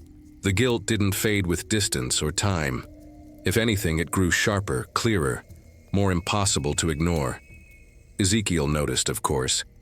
The old root doctor had settled nearby, had set up a small practice helping folks with herbs and wisdom, had become the unofficial elder for the community of former slaves building new lives in this corner of Tennessee. "You carrying it like a stone," he said one evening, finding Isaiah sitting alone while the others celebrated someone's wedding. "That weight from Alabama. Thought freedom would lift it, but it didn't, did it?" "No," Isaiah admitted. "Some days it feels heavier than the chains ever did." "That's because chains are simple. You either wear them or you don't. But guilt is complex. Lives in the spaces between what you did and what you wish you'd done, between who you were and who you wanted to be. How do I put it down?" Ezekiel was quiet for a long moment, grinding something in his bowl the way he always did when thinking deep thoughts. Finally, "You don't. Not all the way. You learn to carry it different, that's all. Learn to let it make you better instead of just making you hurt." "I don't know if I can." "You already are. You see how you watch over Iodell? See how you help the other families settling here? See how you speak up when you see wrong being done, even when staying quiet would be easier? That's guilt being transformed into purpose." Isaiah wanted to believe him, wanted to think that all the pain, all the shame, all the impossible choices could somehow become fuel for building something better. But some nights the doubt was stronger than hope. 5 years passed. Iodell grew into a young woman, smart, strong, carrying herself with a pride that made Isaiah's heart ache with joy and fear both. She could read better than most white folks, could do numbers in her head that left grown men staggered, could speak her mind with a clarity that reminded him of her grandmother Adiola. She asked about the past sometimes, about the plantation, about what he'd done as driver. Isaiah tried to be honest without burdening her with details too heavy for young shoulders. "I made choices I regret," he told her once. "Hurt people to protect you, to survive. Don't know if those choices were right or wrong. Just know they were all I could see at the time." "Would you make them again?" she asked, "if you went back knowing what you know now?" Isaiah thought about it, really thought, weighing survival against soul, protection against principle. "I don't know," he said finally. "And that not knowing is what haunts me most. Because part of me says yes, I'd do anything to keep you safe. But another part says I should have found a third way, should have been braver, should have resisted more." "Maybe," Iodell said softly. "There wasn't a third way. Maybe bondage was designed specifically to make sure there were only terrible choices and worse ones. Maybe. But knowing that doesn't make the weight any lighter. In 1870, Isaiah received word that Massa Hargrove had died. The plantation had been divided up, sold off piece by piece. The big house burned down under mysterious circumstances. The quarters were abandoned, left to rot and collapse, left to be reclaimed by the Alabama earth that had drunk so much blood and sweat and tears. Isaiah felt nothing when he heard. No joy, no sadness, just a hollow acknowledgement that a chapter had finally closed.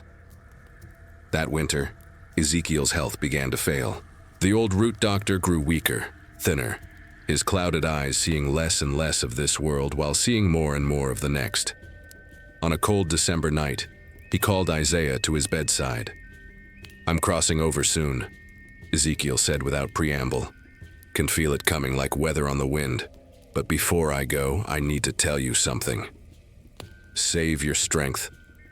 Hush. Listen." The old man's hand found Isaiah's, gripped with surprising strength. "You think you carrying unique guilt, unique shame? Think you're the only driver who struggled with what he had to do. But you ain't. There were hundreds of us, maybe thousands, scattered across every plantation in the South. All of us trapped in that same impossible position. I know, but you don't know. You think your choices were special kinds of evil, but they weren't. They were just the choices bondage forced on those of us who got caught in the middle. And here's what you need to understand. The system was designed to break us exactly this way. Designed to make us hurt each other, blame each other, carry shame for things that weren't our fault. But I chose. You survived. That's what you chose. Survived and kept your daughter alive and helped more people than you hurt, even when helping was dangerous. That counts for something. Has to count for something, or else bondage wins even after we're free." Ezekiel coughed, struggled for breath, continued. "The shame you carrying, it's real. The guilt is real. The people you hurt were real. But so is the courage it took to finally say no. So is the love that drove every choice. So is the humanity you fought to keep when the world was trying to strip it away. You gotta hold all of it, Isaiah. The good and the bad, the heroic and the horrible. That's what it means to have lived through bondage. You contain multitudes." The old man's eyes closed. His breathing steadied into something deeper, more peaceful. "I see them," he whispered. "The ancestors, they're here, waiting. And you know what they saying? They saying we did our best. They saying we survived. They saying the children who come after will judge us. But they'll also understand. Because they'll know bondage's weight in their bones, even if they never wore chains." Ezekiel died that night peacefully, surrounded by the community he'd helped build. At his funeral, Isaiah spoke words that came from a place deeper than thought. He taught us that surviving wasn't enough, that we had to survive with our humanity intact, our memories honored, our ancestors remembered.